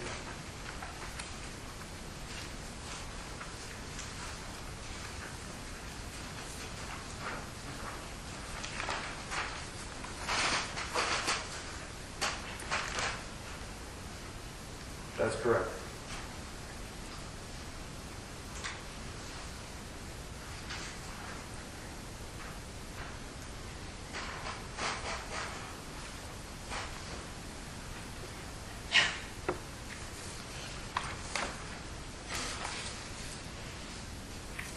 Okay, referring to page 9 and 10 of your application,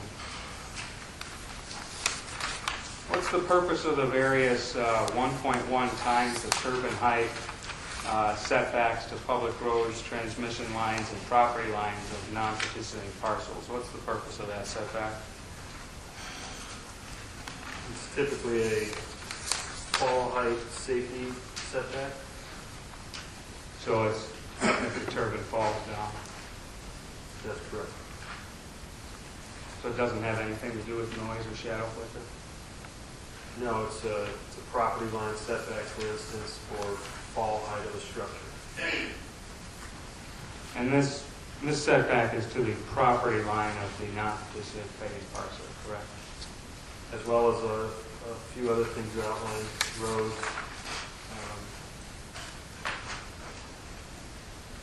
roads and third-party transmission lines, as well as property lines.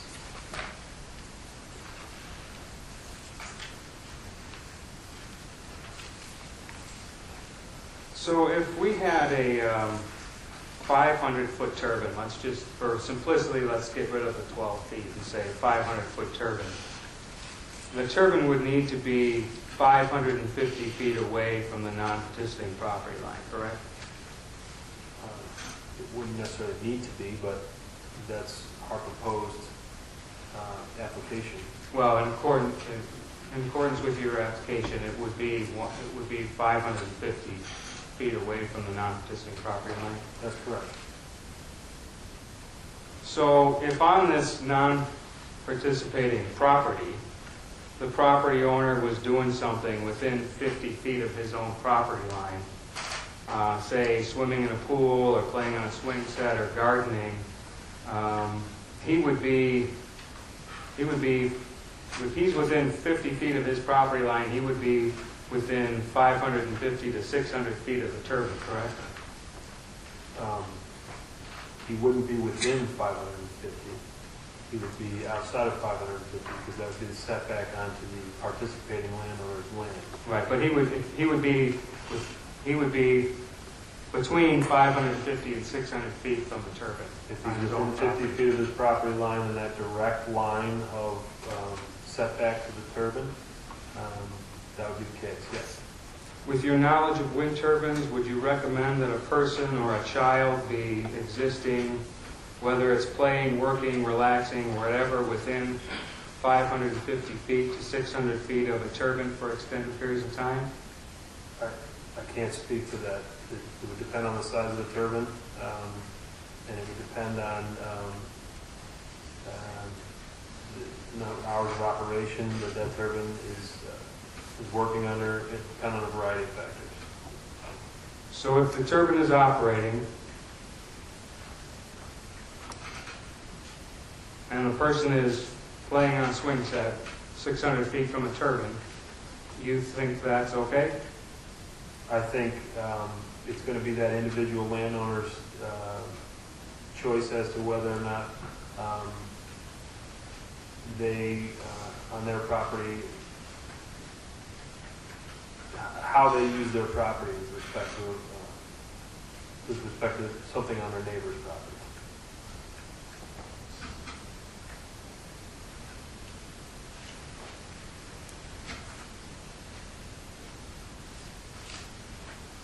So with your setback, if you put a turbine right at that property line setback of 1.1, it could happen that somebody is playing in their yard and they are, for the whole time that they're playing, and let's just say the wind turbine is operating,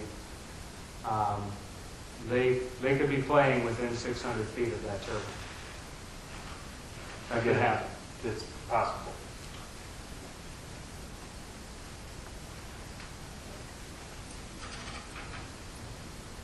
With your prior response saying that it's their choice whether or not they want to do that or not, are you restricting the use of the non-participating parcel?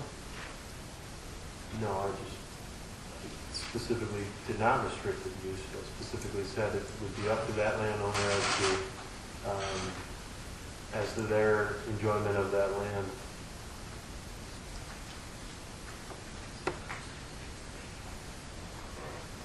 What's the purpose of the setback that you propose in your conditions on page 10 of the petition, namely the 1,400 feet or 3.5 times the turbine height to the neighboring residence? In fact, we represented prior to establishing our petition, we felt that those values were significant, if not excessive. But in the interest of putting forth an application that we felt that the Zoning Board of Appeals would consider and likely pass with a recommendation to the county board, we elected to use values that we had seen, conservative values that we had seen beyond previous ones, beyond our representation even. The purpose of that setback, my understanding is it's largely an aesthetic setback. Sound can be well in compliance. Shadow flicker can be reasonable within those values. Safety is accomplished through a lot of the property line and road setbacks. So this is effectively the blunt instrument to remove or to lessen the view on non-participating landowners.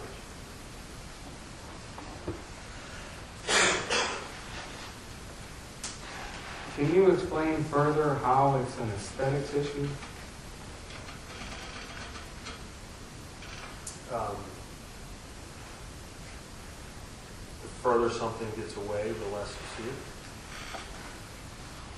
And you feel that your setback, which you said is higher than prior setback, well, Lee County had a setback of 1,400 feet. Yours is now for a 512-foot turbine, 1,800 feet. So you're saying that that improves the aesthetics? No, I'm saying that would be the purpose to it. I don't think that it improves it. I don't think that it's.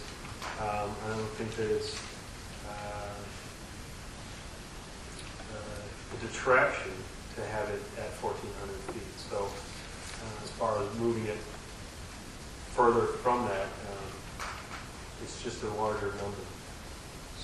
So I'm not sure how it addresses aesthetics, then you can still see a turbine from 1,800 feet away, correct?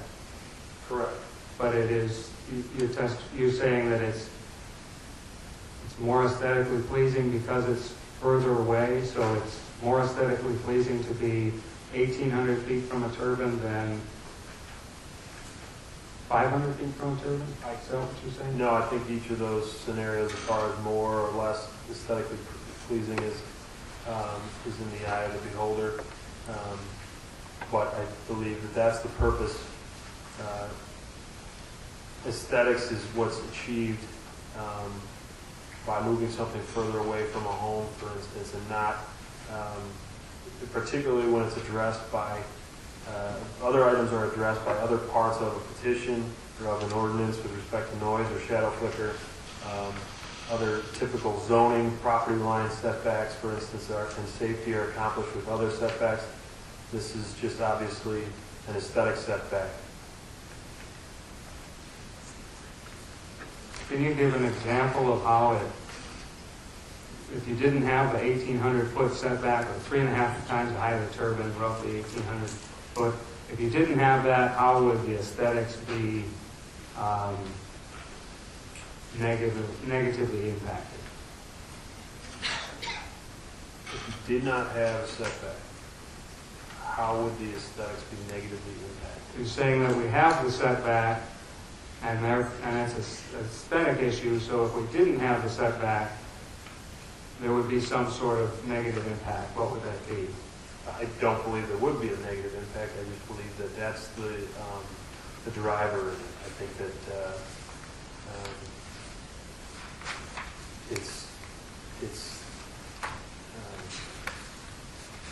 well, effectively that. I don't think that there's anything other than a perceived aesthetic concern to drive those home setbacks, for instance, and it's particularly relevant when you've already accomplished other wind farm planning issues such as shadow flicker or noise through other parts of a petition such as ours.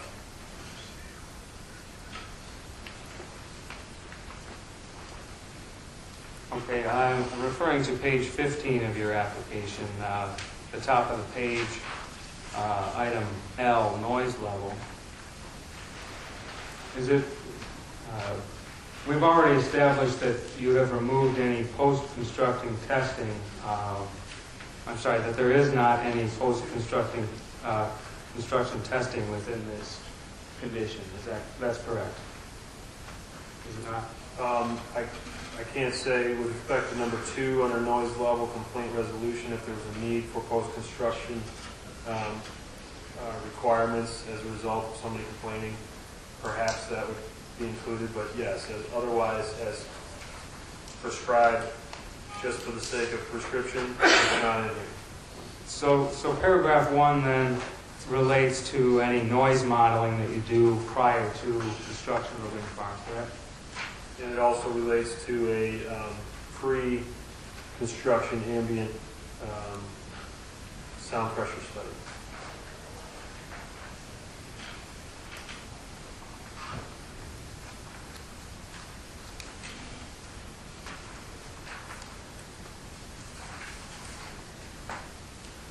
Within that paragraph, you reference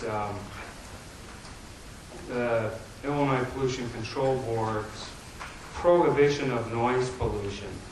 How is a noise model that is done prior to construction, how does that address noise pollution as defined by the Illinois Pollution Control Board? I'll have to defer to my experts on that question.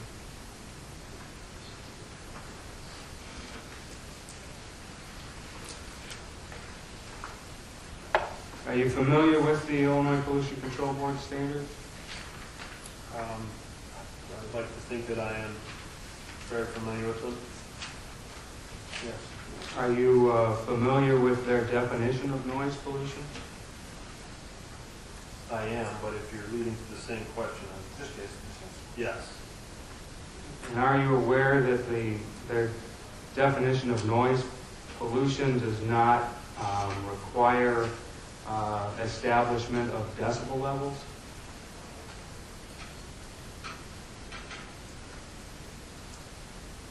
I don't believe that there's provision for that, correct?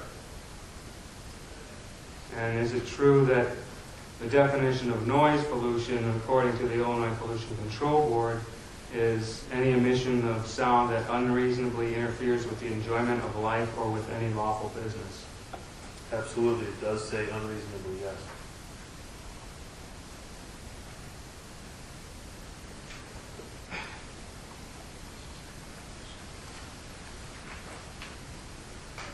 You commented on the second paragraph complaint resolution.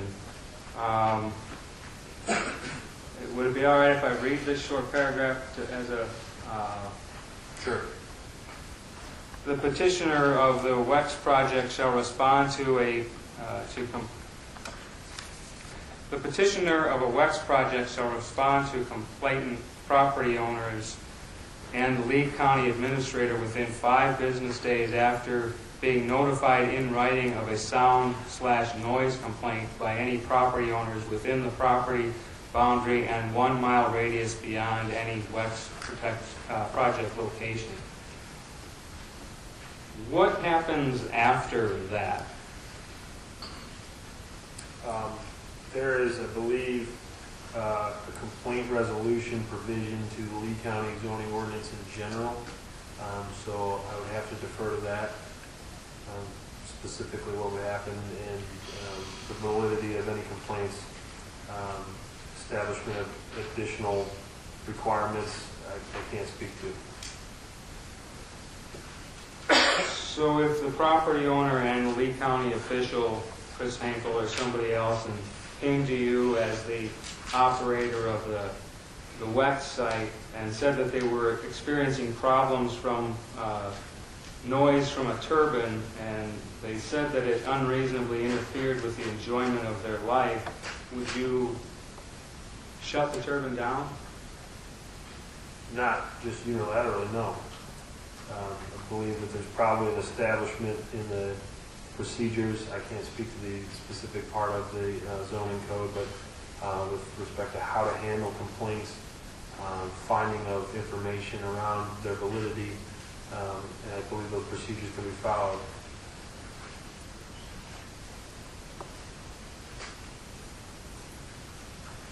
Would you require, if the county official went through their procedures and determined that there was a problem and asked you to correct the problem, how would you respond? Would you?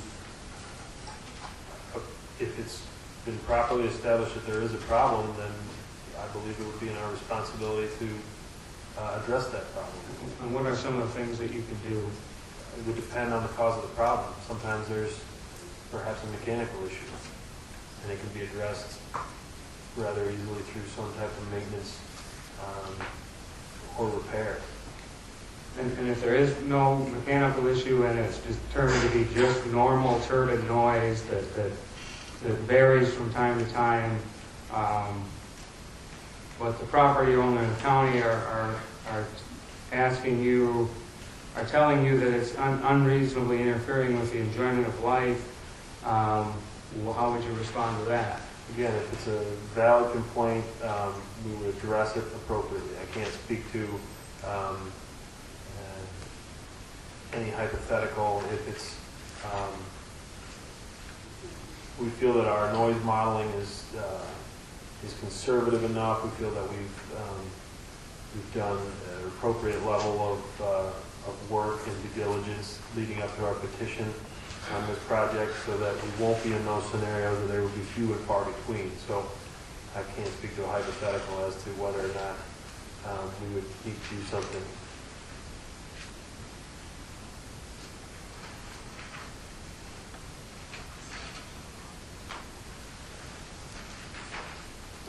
Who would ultimately determine if the wind turbine was causing noise pollution? There are likely specific protocols in the Lee County zoning ordinance, and if not, there's obviously a legal path to establish that. Would they in fact need to go to the Illinois Pollution Control Board to resolve any complaint, ongoing complaint? Not necessarily, no.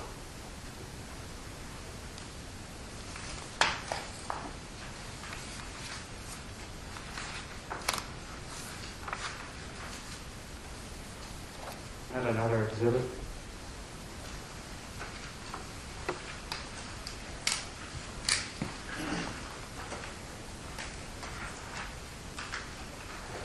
Take a quick break while we're passing that out. Just go. Would you hand her your number 33?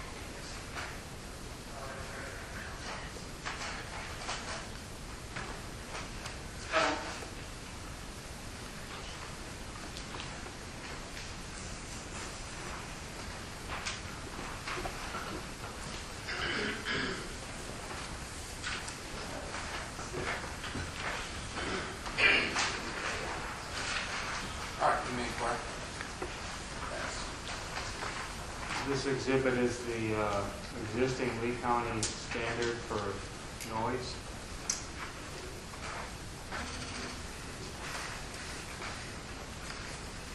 Mr. Martin, do you see any reference to the Illinois Pollution Control Boards in this, in Lee County's current noise standard, Chapter 15, Performance Standard 10-15-3 noise? Not in what's in front of me, no.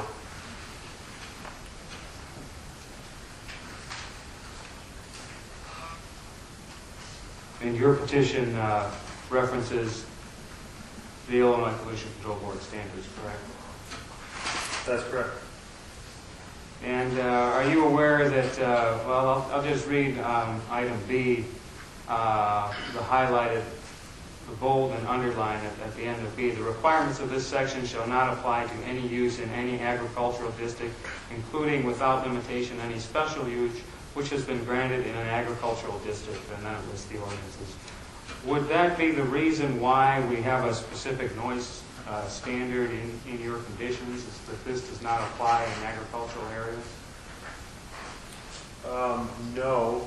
In fact, whether or not we addressed this or the Illinois Pollution Control Board standards, those two separate standards are in effect. So one specifically excludes it, the other one, the IPCB standards, for instance, specifically state are in effect whether or not we wrote them into our petition. Good point.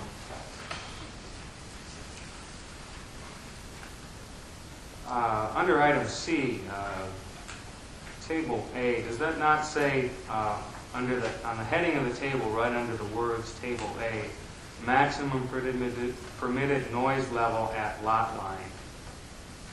Says that, correct? For noise radiated continuously. Yes. And then further in the paragraph, it does say, in no event shall the sound pressure level of noise radiated continuously from a facility exceed at the lot line of the subject property the values given in Table A of this section. Is that correct? We're talking about the paragraph in which we just discussed that in B does not apply to agricultural special uses. If so, yes, C does say that. But your ordinance does not. So this ordinance, which doesn't apply to agricultural, references the lot line and says that the noise cannot be exceeded at the lot line. But in your standards,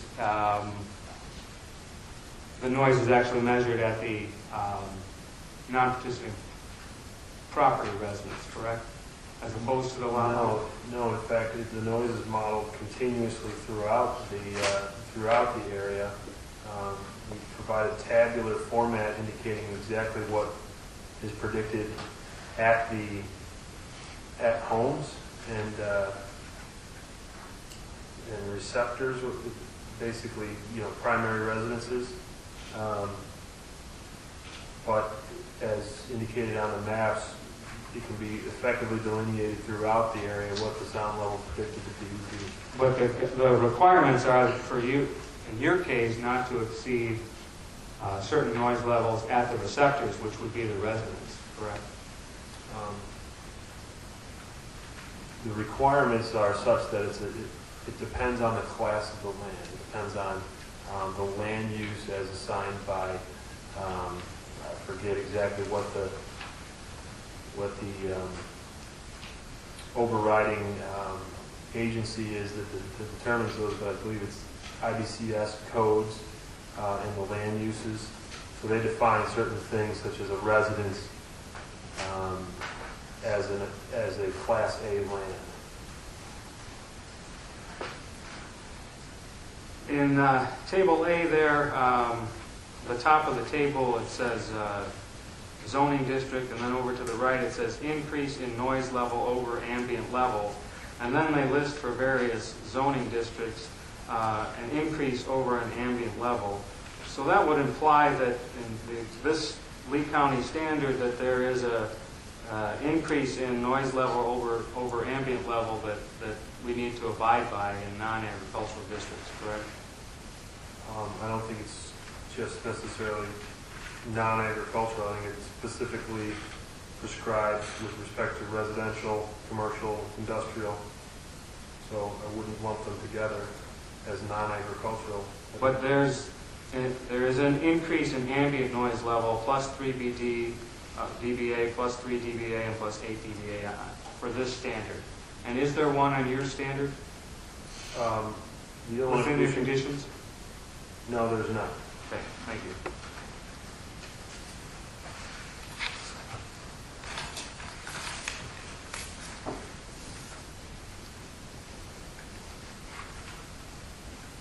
I'd like to discuss shadow flicker on pages 13 and 14 of your application.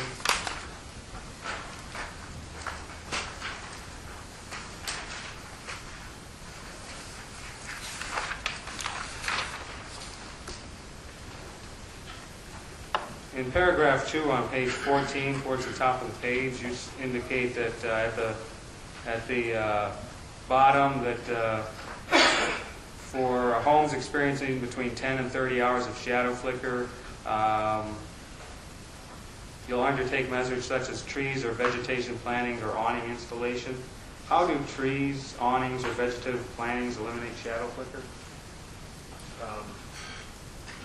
It's effectively something in the path of a shadow or absence of light. Do you have any specific examples where trees, awnings, or vegetative plantings have been effective in mitigating shadow flicker? I know that while working at Invenergy, we specifically looked at one scenario where it was proposed, whether or not they were actually planted, I'm not sure. So you don't know if they were effective? No, but I have no reason to think why an obstruction. You don't know if they were effective or not? No, I don't know. Thanks. Paragraph 3 says, if a petitioner receives a verified complaint about shadow flicker, what is meant by a verified complaint? It's meant that location, that home location of the turbines, possibly even some meteorological data with respect to sun as in real-time data or past information with respect to whatever scenario is complained about, then that can be established. So would a homeowner need to log shadow flicker over a course of a year before they file the complaint, since your shadow flicker guideline says that you cannot exceed 30 hours per year? No, I believe that, again, it can be established beyond that, but if the homeowner chooses to log that, that would be their prerogative. Well, if the homeowner comes to you and says, I'm having too much shadow flicker, what would you make them do? We would likely relook at the exact location of that turbine, look at the location of the home, look at the study, determine where they're at. It may be a scenario where you have a perception that you're approaching a certain value of number of hours per year, and that's not the case. So it can be established that the model holds in its conservative assumptions. Well, but when you're talking about actual shadow flicker, why are we talking about a model anymore? The model doesn't matter anymore, does it? Isn't the actual condition what we should be looking at? Sure, that's why I addressed it with the first two things. That's the location of the home and the location of the turbines. So perhaps the model is just a tool, a baseline. Again, if it's represented that it's conservatively modeled to receive 13 hours of shadow flicker. They have been logging it, and they're at 10 hours of shadow flicker, but the season is changing, and that sun location is going to change, and it's no longer going to even reach 13. That's the type of scenario I envision going with somebody who might have a perceived complaint or perceived difference in how the model was established. Okay, so let's say that we have a house that has 30 hours per year of shadow flicker, so it's right at the threshold. You mentioned the seasons in your response previously. So based on the seasons and the way that the sun goes across the sky, could the 30-hour per year requirement also mean that somebody is getting 30 hours in 1 month? I don't think that's the scenario, but I'll have to defer to my experts on that. I can't speak directly to them.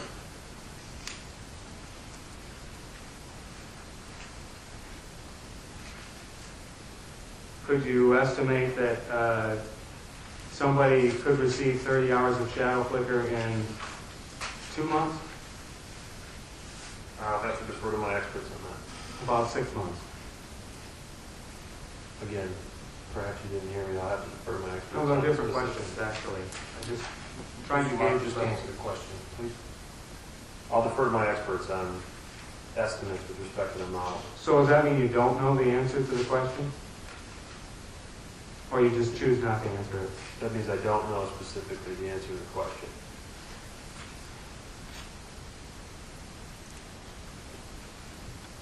Why is your shadow flicker proposed condition based on 30 hours over the course of a year, as opposed to some other amount of hours over a much shorter and therefore more easily measurable period of time? It's become an industry standard to measure on number of hours per year, so we felt that that was relevant. We felt that that was not only conservatively modelable too, but also that it was at a reasonable amount over the course of a year.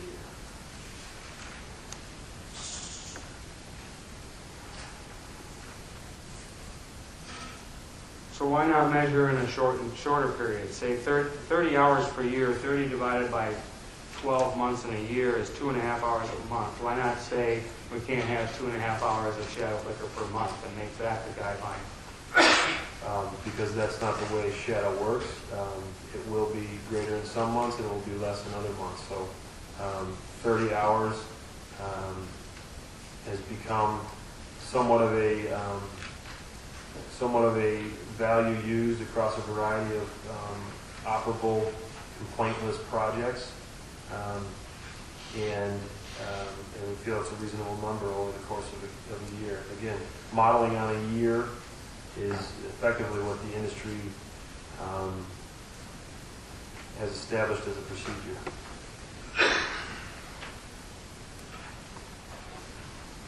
So let's just say hypothetically that the patterns that the sun moved across and the location of the turbine and the home made it such that a person experienced 30 hours of shadow flicker in a month. And then for the 11 other months, he didn't experience any shadow flicker. Therefore, your requirement is met. He did not exceed 30 hours per year. Would you consider 30 hours per month? Would you consider that scenario, which is 30 hours per month or 30 hours per year, acceptable? Yes. There's 11 months of shadow flicker-free performance, and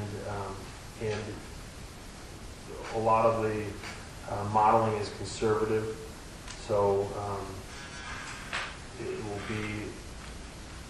will be a rare case that number is even reached, and again, we're talking about shadow flicker, which is something that can be mitigated with respect to again, plantings, awnings, blinds, those sorts of things. So am I correct then? Are you saying that if somebody experienced 30 hours of shadow flicker in a month, you would consider that acceptable? With respect to, provided that the remaining 11 months are shadow-free, yes. How many hours per day do you expect somebody to put up with shadow flicker? What do you say is reasonable on a per day basis? I haven't looked at that. I don't know. What would be reasonable for you if you were experiencing shadow flicker? That's again back to that same problem.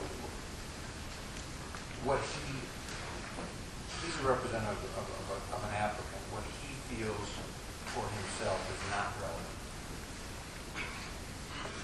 So you don't have an idea of what is an acceptable level of shadow flicker on a daily basis, whether you don't have an idea of if all these non-participating property owners should accept 15 minutes a day or a half hour a day or an hour a day. You don't have any opinion on that, on what would be considered acceptable? With respect to our project, we propose that 30 hours a year be an absolute limit with respect to shadow flicker. We're willing to offer mitigation and compensation below that, provided breaking the shadow flicker modeling down into different scenarios is not something we can perform, and that I would be comfortable speaking to. That's all I have. Thank you. Thank you.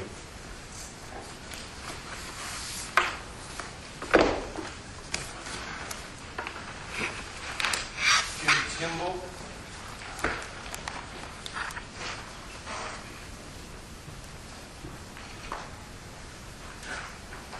Timble, do you think you can wrap it up in 6 years and 6 minutes or not? No, sir.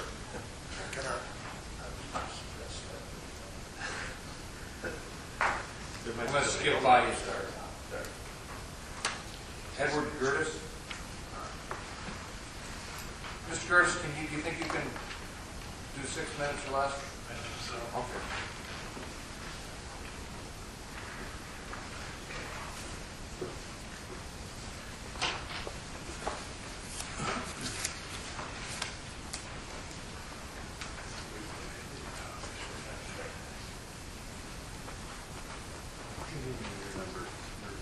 Well,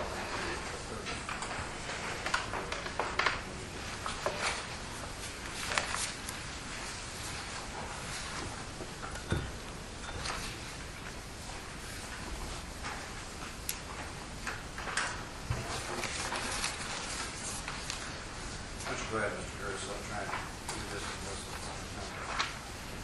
Good evening, Mr. Martin. Evening.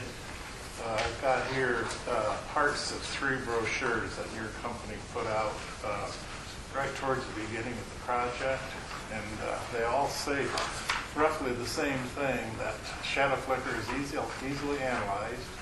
No home will have to suffer shadow flicker. We commit to plan around this issue. And all 3 brochures pretty much say the same thing. So I just want to ask, what changed in your project? Nothing has changed. Effectively, this is what we've been stating throughout: is that shadow flicker is an issue with respect to an operating wind farm. We are willing to work with landowners so that they will not specifically have to be subjected to unreasonable amounts of shadow flicker.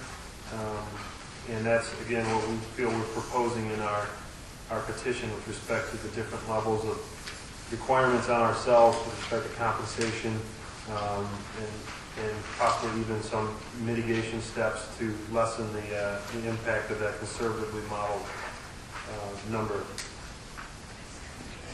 It doesn't, where in your brochure doesn't mention that. All they say in there is that... Wait, you're telling me. Just asking a question. I mean, the first thing you said was fine. Where in the brochure is it mentioned?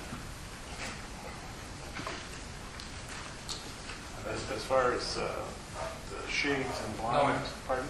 Where in the brochure does it mention that? Oh, I'm sorry. Where in the brochure does it mention that you'll provide shades or blinds or tree plantings, when all it says that no home will suffer shadow flicker? That says no home will have to suffer shadow flicker. It would be up to us to offer an agreement to that landowner, again, as conservatively modeled by the consultant. When we're talking about committing to planning around this issue, that's what we're specifically saying. It's outlined in our petition what we would plan on, what we would be willing to put in place. So a person that, say, wants to sit out on their deck or their patio in the evening and watch the sunset, that won't be possible. Well,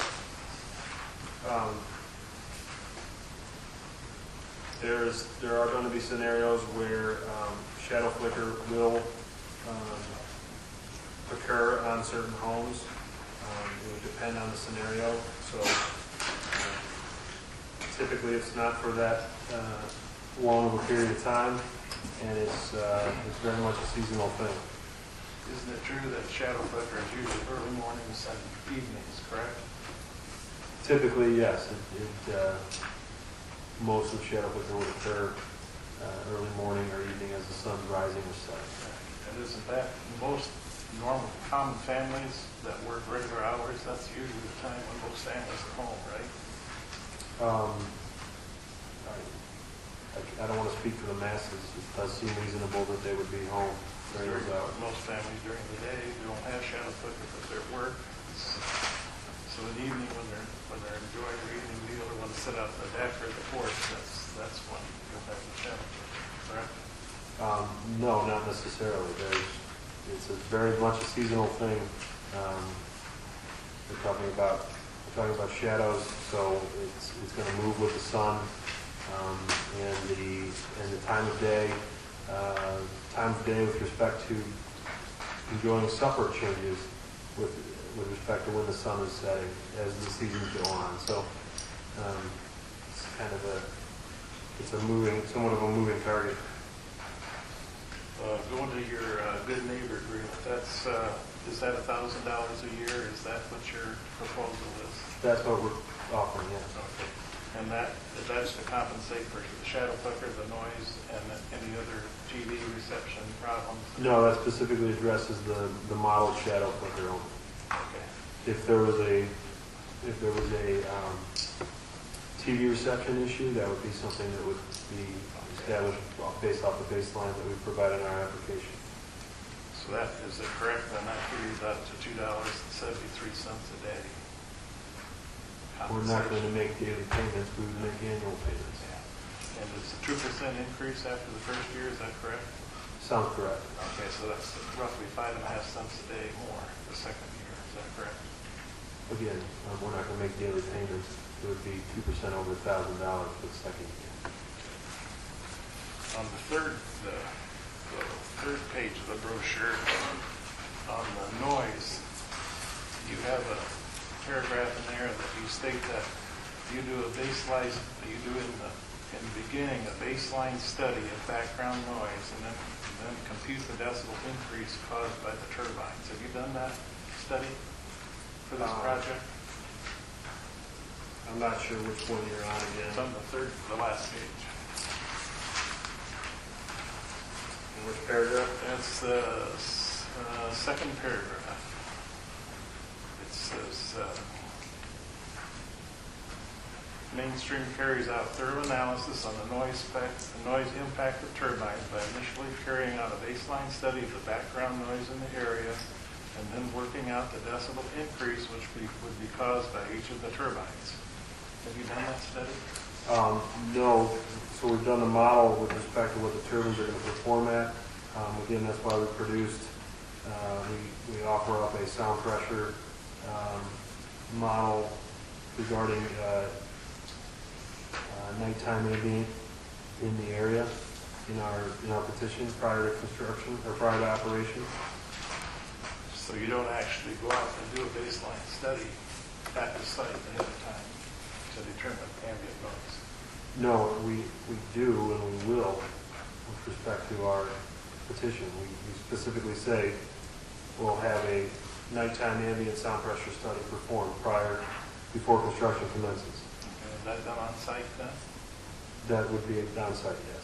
Okay, and then after construction, do you conduct another study then to see what the increase in noise level is after the turbines are up?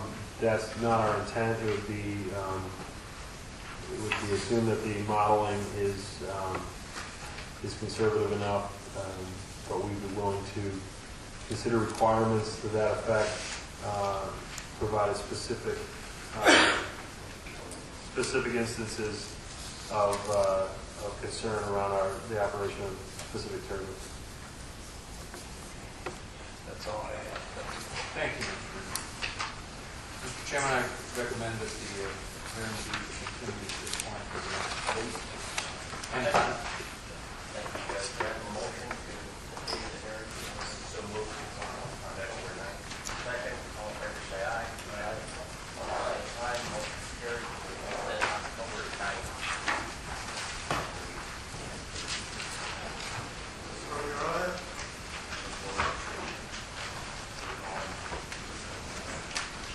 Oh, you got an answer?